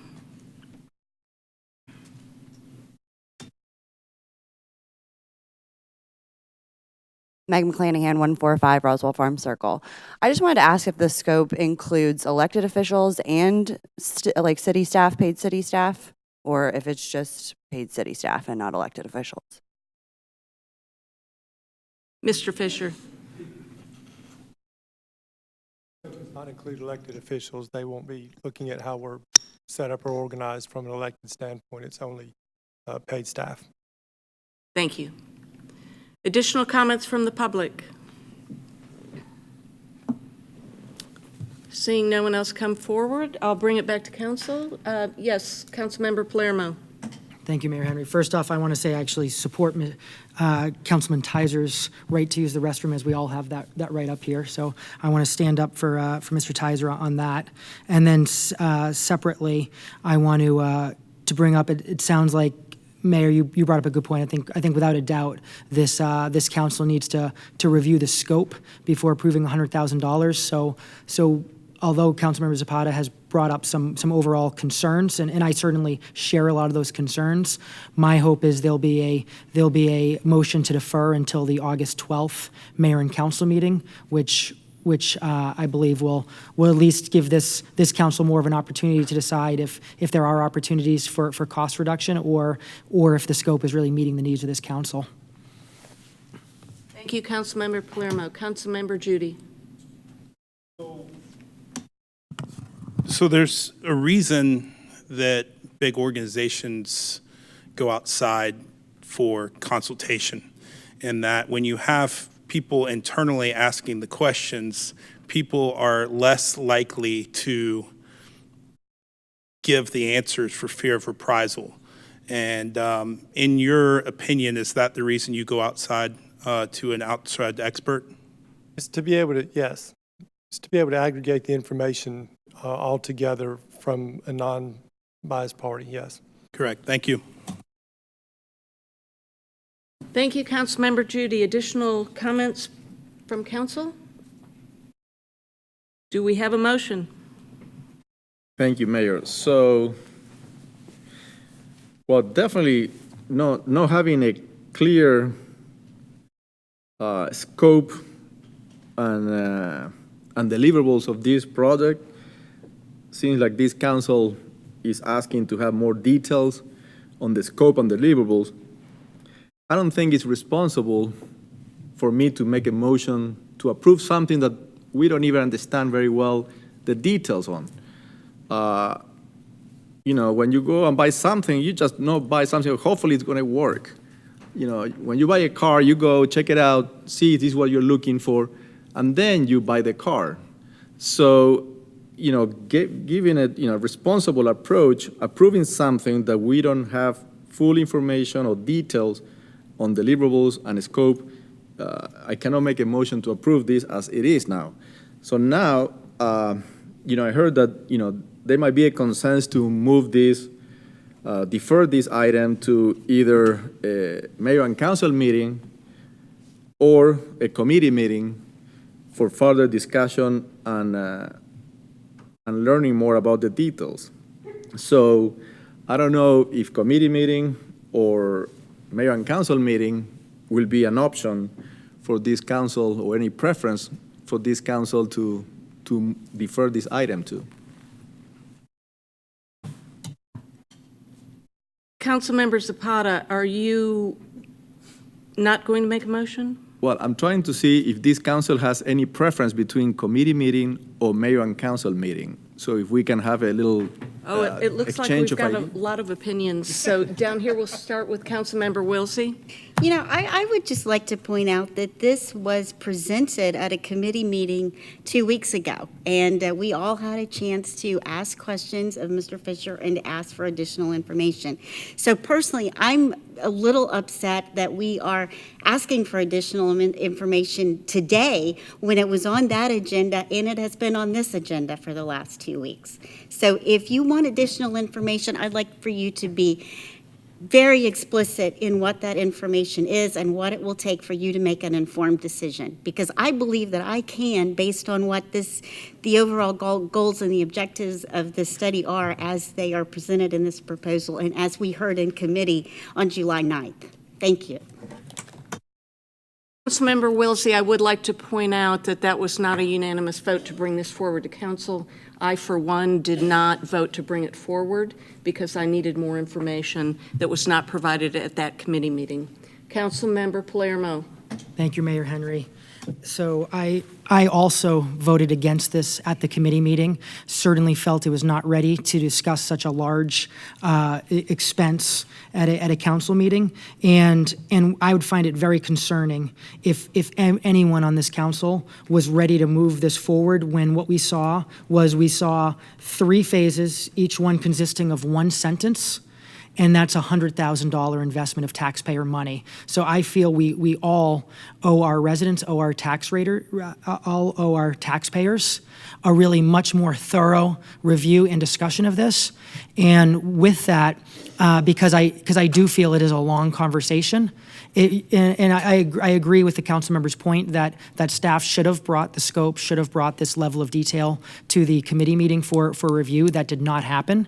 And I think if it did, I think there would have been a more thorough discussion because, again, as I mentioned, even some of the council members tonight that I disagree with, I agree with their thought process. I agree with their goals. So I actually think we would have actually found some great common ground.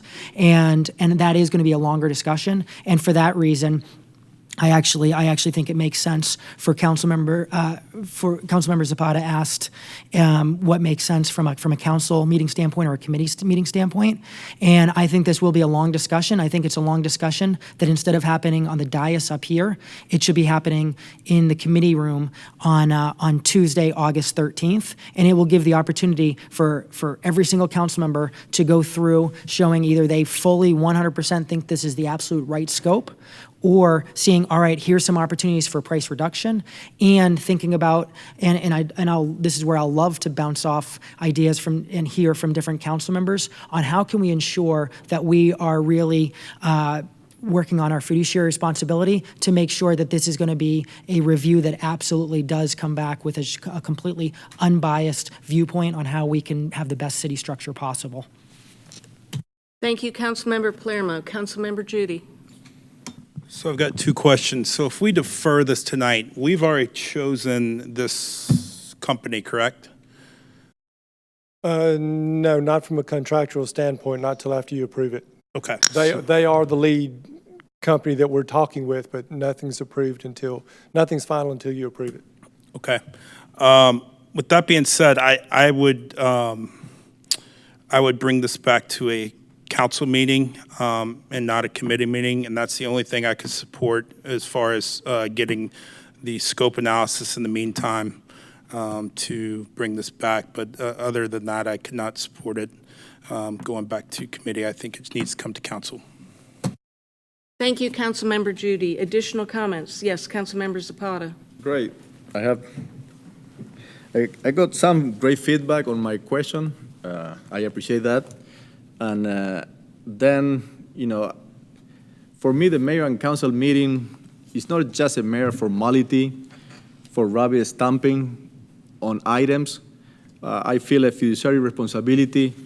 And when I see that what is available today to the people of Roswell and people who is here tonight and watching the video and going through the website to find out more information, they see only 1 1/8 of the page explaining this proposed study for $100,000. Again, I don't feel myself comfortable because, again, it's not about me. It's about the people that I represent. It's about the taxpayers that I represent. It's about the voters that I represent. And out of respect for them, I cannot vote on 1 1/8 piece of paper. It's not about me again. It's about what is available for the taxpayers and the community to look into. So, saying that, I would like to make a motion to defer this item to the next mayor and council meeting will be, do I need to date exactly the date? Yeah. August 12th. August 12th, okay. For the next mayor and council meeting of August 12th, I would like to defer this item. We have a motion, but then also Councilmember Tizer had raised his hand in discussion. Okay. Thank you, and I'm prepared to support that. I would ask for two things. I believe that Councilmember Zapata was unable to attend the committee meeting where this was presented. It is an admin and finance area, so I would ask that during this couple weeks, if you can make sure that as the liaison, we have that communication back and forth as to what that scope statement and deliverables looks like, I'd certainly appreciate that. Is that With part that, I of will the? second his motion. Do you want him to amend his motion? Nope, I'd just like him to be the liaison for this item for us. That doesn't need to be part of the motion. But I'll second Mr. Zapata's motion. Second by Councilmember Tizer. Are there any other comments from council since I opened it back up to comment? Okay, all those in favor, please raise your hands. It's Councilmember Judy, Palermo, Tizer, and Zapata. All those opposed? Councilmember Wilsey, the motion carries. The next item on the agenda, Community Development Department, Councilmember Palermo. Thank you, Mayor Henry. Item number 4, approval of a text amendment to the Unified Development Code regarding sections 4.3.5, 5.3.7, and 6.3.2, townhouse and open space. This is the first reading. The first reading was deferred from the June 10th, 2019 Mayor and Council meeting. I would also like to point out for the record that Councilmember Judy has left the dais. I will interrupt and let you all know when he's back. Mr. Davidson. Thank you. This is an ordinance to amend the Unified Development Code by modifying sections 4.3.5, 5.3.7, and 6.3.2, townhouse and open space. Now therefore, the mayor and council of the city of Roswell, Georgia, pursuant to their authority, do hereby amend section 4.3.5, townhouse, 5.3.7, townhouse, and 6.3.2, townhouse of the Unified Development Code, the text of which is incorporated herein by reference, and if approved, this will be the first reading. Thank you, Mr. Davidson. Ms. Dybel. Thank you. Good evening. This is the first reading. The background timeline shows that this went to committee on February 27th, initiated by council on March 11th, Planning Commission on May 21st, and the first reading, as you've noticed, is tonight. What we're doing here is making a quick little text change. Instead of saying common open space, in Article 4.3.5, we're changing that to landscape open space. Also, we're doing the same in Section 5.3.7. And in Section 6.3.2, we actually don't have anything listed. We're just we're adding landscape open space for a minimum of 20%. Here is Section 4.3.5 townhouse. In letter F, under lot dimensions, it's going from common open space to landscape open space. Article 5.3.7, the same, letter F, changing from common open space to landscape open space. In Article 6, as you can see, there is no letter F. We are adding one to indicate landscape open space 20%. And Excuse me, Ms. Dybel. I would like to state for the record that Councilmember Judy is back at the dais. Thank you. The reason why is because under common open space in Article 11, if you look at the applicability, it talks about RS9, RS6, RS4, and RTH, which none of those classifications are. So we're changing that language to be in compliance. Planning Commission recommended approval of this text amendment. Do you have any questions? Does council have any questions for Ms. Dybel? Seeing no hands raised, is there anyone in the public that would like to speak about this issue? Seeing no one approach, do we have a motion? Motion to approve the first reading. Motion to approve by Councilmember Palermo. Do we have a second? Second by Councilmember Wilsey. All those in favor, please raise your hands. And it passes unanimously. Councilmember Palermo. Item number 5, approval of a text amendment to the Unified Development Code, Section 10.3.6, regarding temporary sign / construction sign. This is the first reading. The first reading was deferred from June 10th, 2019 Mayor and Council meeting. Mr. Davidson. Thank you. This is an ordinance to amend the Unified Development Code by modifying section 10.3.6, temporary signs. Now therefore, the mayor and council of the city of Roswell, Georgia, pursuant to their authority, do hereby amend section 10.3.6, temporary signs of the Unified Development Code, the text of which is incorporated herein by reference, and if approved, this is the first reading. Ms. Dybel. So what we've done here, background, is this went to committee on February 27th, initiated by council on March 11th, planning commission on May 21st, and today is the first reading. So what we're doing is making one change to the construction sign. Right now, under letter B, we have each sign cannot exceed 32 square feet in area. We do not have a height. Ms. Dybel, I apologize, but please note for the record that Councilmember Palermo has left the dais. Thank you. Under letter B, we are adding to also state that the sign cannot exceed 32 square feet in area and 10 feet in height. We currently don't have a height for the construction signs. We are also adding letter G to include construction fence wraps, which we currently don't have in our code. And these 4 items were discussed at committee and moved forward, and this has been approved by the Planning Commission. Recommendation for approval, and staff recommends approval of the first reading. Do you have any questions? Does council have any questions for Ms. Dybel? Seeing no hands up, is there anyone in the public that, yes ma'am, please come forward.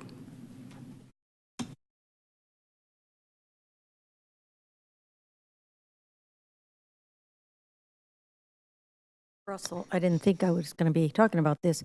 With the fence wrap issue, are we going to require developers who put a fence wrap that blocks the sidewalk from removing it? An example is the Canopy project on Highway 9 has had their... Excuse me, Ms. Russell, I would like to note for the record that Councilmember Palermo is back at the dais. Thank you. We seem to have a problem tonight. An example is Canopy on Highway 9. The project's been going on for 2 years, and their fence wrap, or whatever you call it, out by the sidewalk has completely blocked the sidewalk for 2 years. And they finally cut a driveway through to enter their project. There are no curb cuts to this date, and even now that they've pushed back the fence, whatever you call that stuff, it's still blocking the existing sidewalk. Now, we have no sidewalks on Highway 9 that are passable on the other side at all. They don't exist.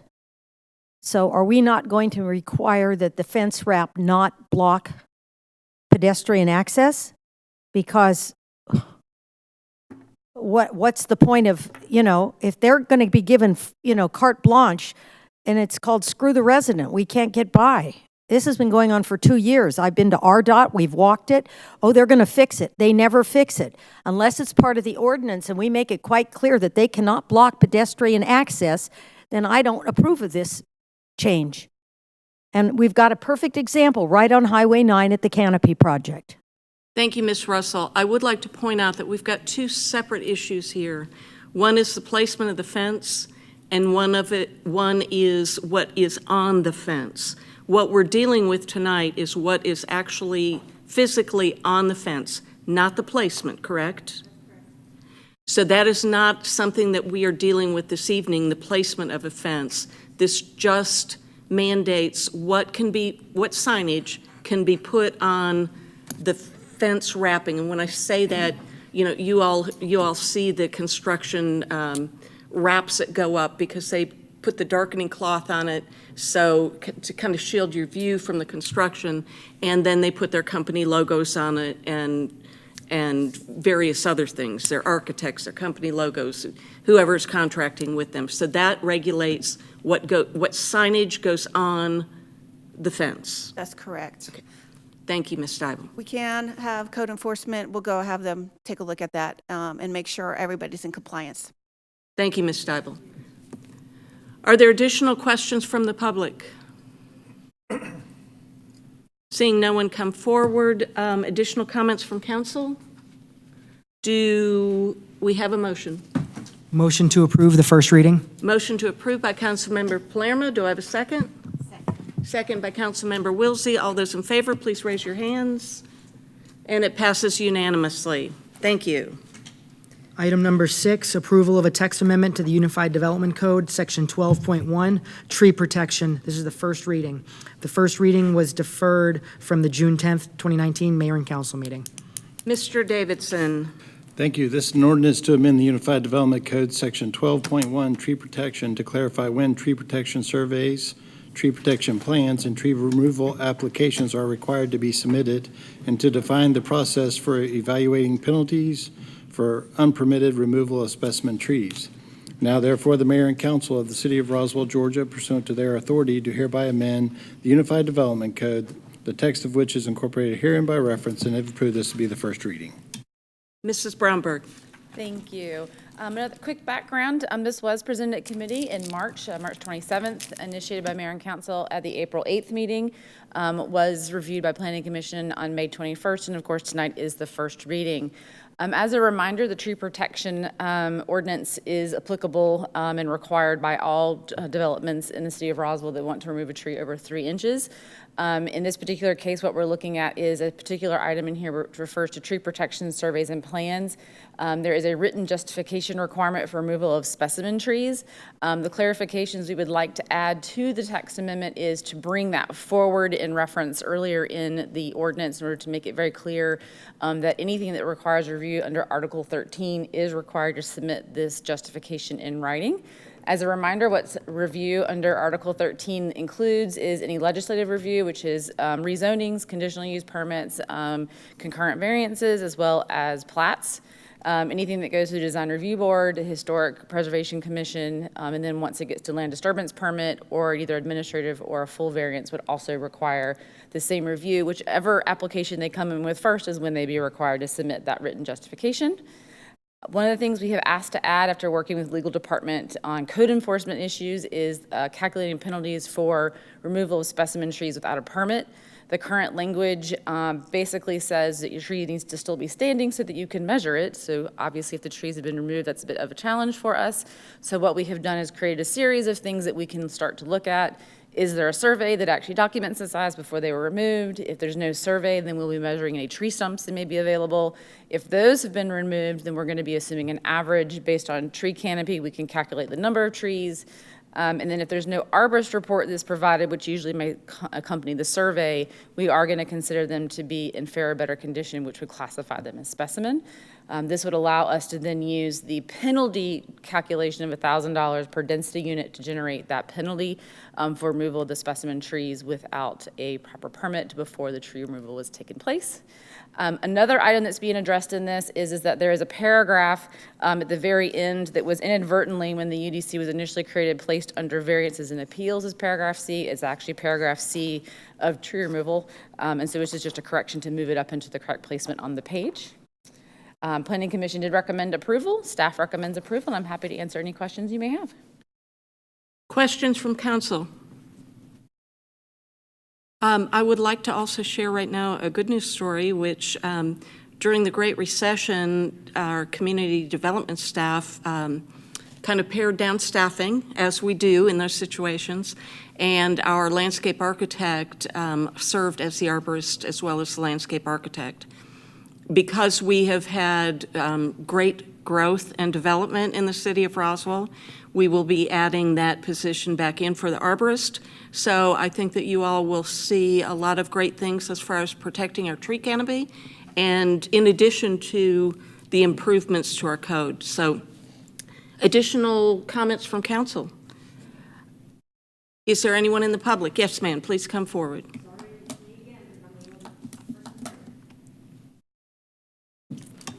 Russell, do these requirements, do these rules apply to the government, the city of Roswell?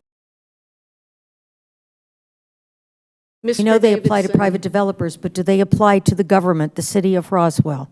Does the city get to cut down anything? Is that your only question? Yeah, does it Ms. Russell? apply to the city of Roswell? Yes, okay. I'll have Mr. Davidson answer that. If you'll have a seat, please. So I can't hear, so do you mind if I stand up here? I can't hear him. Well, you no longer have the floor. I understand, Okay, but I that's can't fine. hear him, Mayor. Go ahead, Mr. Davidson. So legally, the city is not required to follow them. However, in the past, the city has passed a resolution stating that city projects will follow all these rules. So as of right now, the city is still following these rules. Thank you, Mr. Davidson. But it's not part of the Is ordinance. there anyone else in the public that would like to come forward and speak? Seeing no one come forward, do we have a motion? Motion to approve the first reading? Motion to approve by Councilmember Palermo. Do I have a second? Second. Second by Councilmember Wilsey. All those in favor, please raise your hands. And it passes unanimously. Next on the agenda is our city attorney's report. Thank you, Mayor. The first item I have is approval of a resolution to extend the lease with the Downtown Development Authority on the Skillet property to provide for approval and closing on said property with the DDA and SJ Collins, and having it all done by October 31st. As you know, this council has already approved an extension till the end of September. Everything is in line with that right now. Everybody is scheduled to close on September 26th. It's proceeding as planned. We don't see any issues coming up. However, to be extra cautious and without having to delay it any further, in case there is something, I'm asking for an extension till the end of October, just in case something comes up that we can't address immediately on the 26th. And also, we need to have the approval for the mayor and myself to sign all the documents at closing and approve the actual sale. Does council have questions? Yes, Councilmember Palermo. Thank you, Mayor Henry. So I just wanted to give a little background on this and my position for tonight. So I am very excited for this redevelopment. I think this redevelopment is a big improvement from what we have there. So for that reason, I will not be voting against this. And at the same time, if the proposal that I preferred, which had 0 apartments and could have closed much quicker and redeveloped much quicker, there would have been no need to extend the lease. And so for that reason, I'm going to abstain. I do look forward to getting to vote in support for when we do get to actually sell that property, and really looking forward to when it does start to get redeveloped. But just given the timeline and knowing that another developer offered to do it a lot quicker, as well as with a good plan, that's why I'll be abstaining tonight. If you will just give me a little latitude here, it sounds as though you are not supporting it, so you would vote for denial, but you are going to abstain? No, what I said is I'm very excited for this redevelopment, and so for that reason, I'm not going to vote against it. That's why I'm not voting to deny this, because bottom line is we do need to extend the lease. But the key is I was in support of a proposal where the closing and the start of the redevelopment could have occurred sooner. There would have been no need for extending the lease. But I want to clarify and make sure you're hearing me properly. I understand the need, and also that I absolutely will be voting in support when the city finally does get to sell this property, and I'm very excited to see when the redevelopment does occur. Thank you for the clarification, Councilmember Palermo. Additional comments? Yes, Councilmember Zapata. Thank you, Mayor. Yeah, I guess I won't be able to support that because, we've been over 3.5 years, three and a half years dancing around this project. The project that was presented is not what the committee really wanted. I guess in this period, downtown Alpharetta was built all up. They built the whole restaurants and everything in 3.5 years, and we're still talking about closing on this property. That is ridiculous. So 3.5 years, think about, for one property, for a project that most of the committee doesn't support. So for this reason, I won't be able to support this, again, defer for closing. So think about 3.5 years, and look around how much Alpharetta downtown did in 3.5 years. So just to put things in perspective, that made me not be able to support, and asking the DDA asking again for more time. So we're going to go close to 4 years on this project. So I think that, if we keep giving them more and more rope, they will take it. So for this specific reason, I won't be able to support this item. Thank you, Councilmember Zapata. Additional comments? Yes, Councilmember Judy.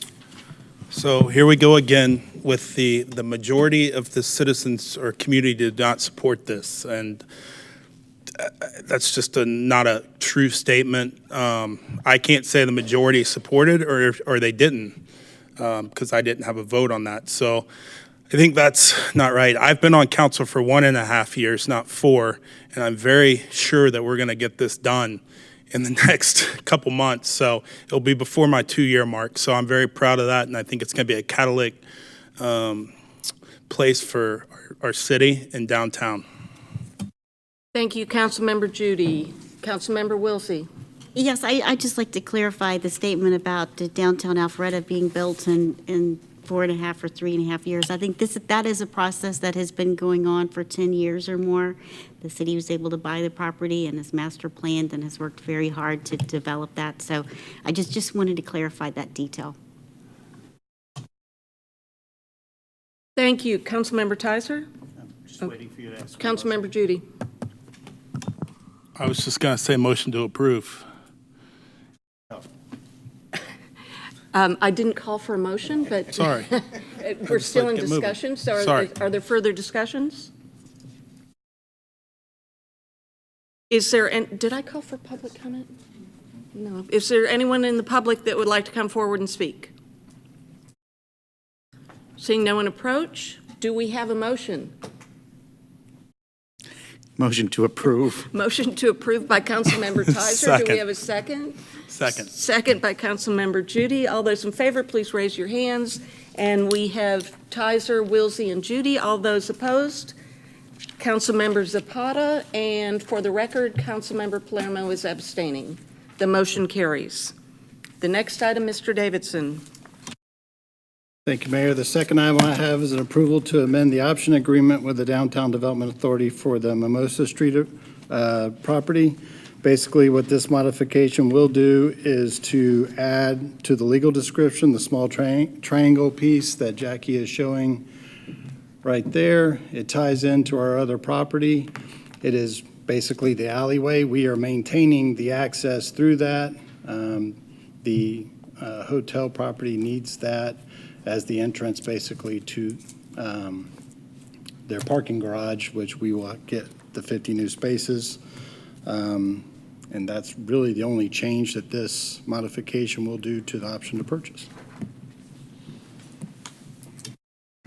Comments? Yes, Councilmember Palermo. So, Mr. Davidson, so in this actual document, this actual modification to the option, is this an amendment? Is this addition to another part, or is this everything? Because I remember when entering into the option that there were more details associated with it. This is just an amendment to the original. Okay. And it actually did add basically a drop dead date. Right. For them to actually close with the hotel. But so this is an amendment that anything not listed in here, it's still, the other document's still valid and has all those Absolutely. terms and Yes, conditions? yes, Okay. yes. Thank you. Additional questions, comments from council? Yes, Councilmember Tizer. Thank you. That's a question for Mr. Davidson. And I'm trying to find the page here now. I think somewhere in this agreement, we take the property back if it hasn't closed at a certain point. And I'm just questioning the amount of time being given and wondering if we should tighten that up. So I believe that the DDA is scheduled to close with the developer at a certain time. However, we are scheduled to close with the DDA sooner. So we should be closing with the DDA. And I'm not sure of the actual timing, to be honest with you, but we will be closing with them. With this, basically, this just says if all the closings happen and the developer doesn't take the title to the property because they are doing it through their bonding and capacity, that if the developer doesn't take the title to the property by the end of 2021, that the city will get it back in January of 2022. So, the city will have to, the city will get it back if the hotel is not developed, and it won't stay with the DDA. Do I still have the floor? Thank you. I guess my question is, those dates, is there something that put it to those out years? Is it bond-driven, something like that, perhaps? I don't know. I honestly don't know. This was asked for by the DDA. Thank you. Thank you, Councilmember Tizer. Additional questions, comments from council? Yes, Councilmember Palermo. Now, a question, I'm not sure if this is for community development or for Mr. Davidson, but is the developer, are they able to get an LDP prior to the title exchange, or would the LDP come after they receive title?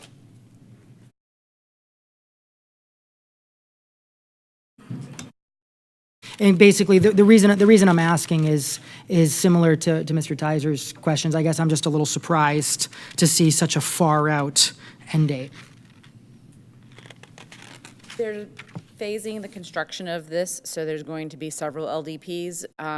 They do not believe that either of the two they've come in so far actually incorporate where this piece is, so it would be that third phase. It might be with the second one, but they're going to phase it and build it over time. And so I have a feeling that that's why, but typically we require them to own or have some sort of documentation that they have control of the property before we issue the LDP. And then, I guess, Mayor Henry, I still have the floor.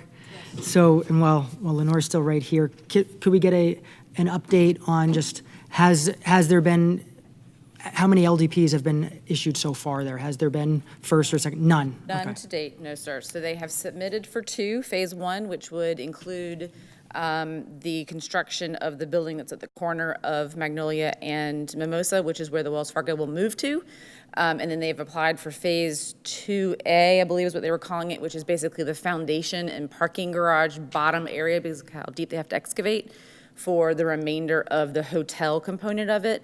And they have not applied for anything for the remainder of the buildings that go along Webb. So that's what they have in place as of right now. Most of the other work that they were starting to work on, if they've started, was associated with the existing Wells Fargo to remove some canopy and some other things, and there wasn't an LDP required for that work. Thank you.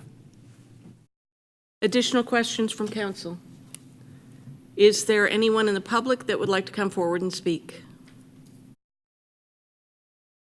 Not seeing anyone approach, do we have a motion? Motion to approve.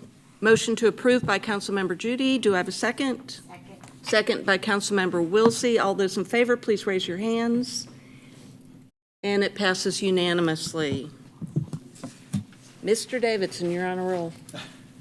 The only other item I have is a recommendation for closure to discuss personnel litigation and real estate. Do we have a motion for closure? Motion to go to closure? Motion by Councilmember Tizer. Do I have a second? Second. Second by Councilmember Judy. All those in favor, please raise your hands. And it passes unanimously. We are adjourned.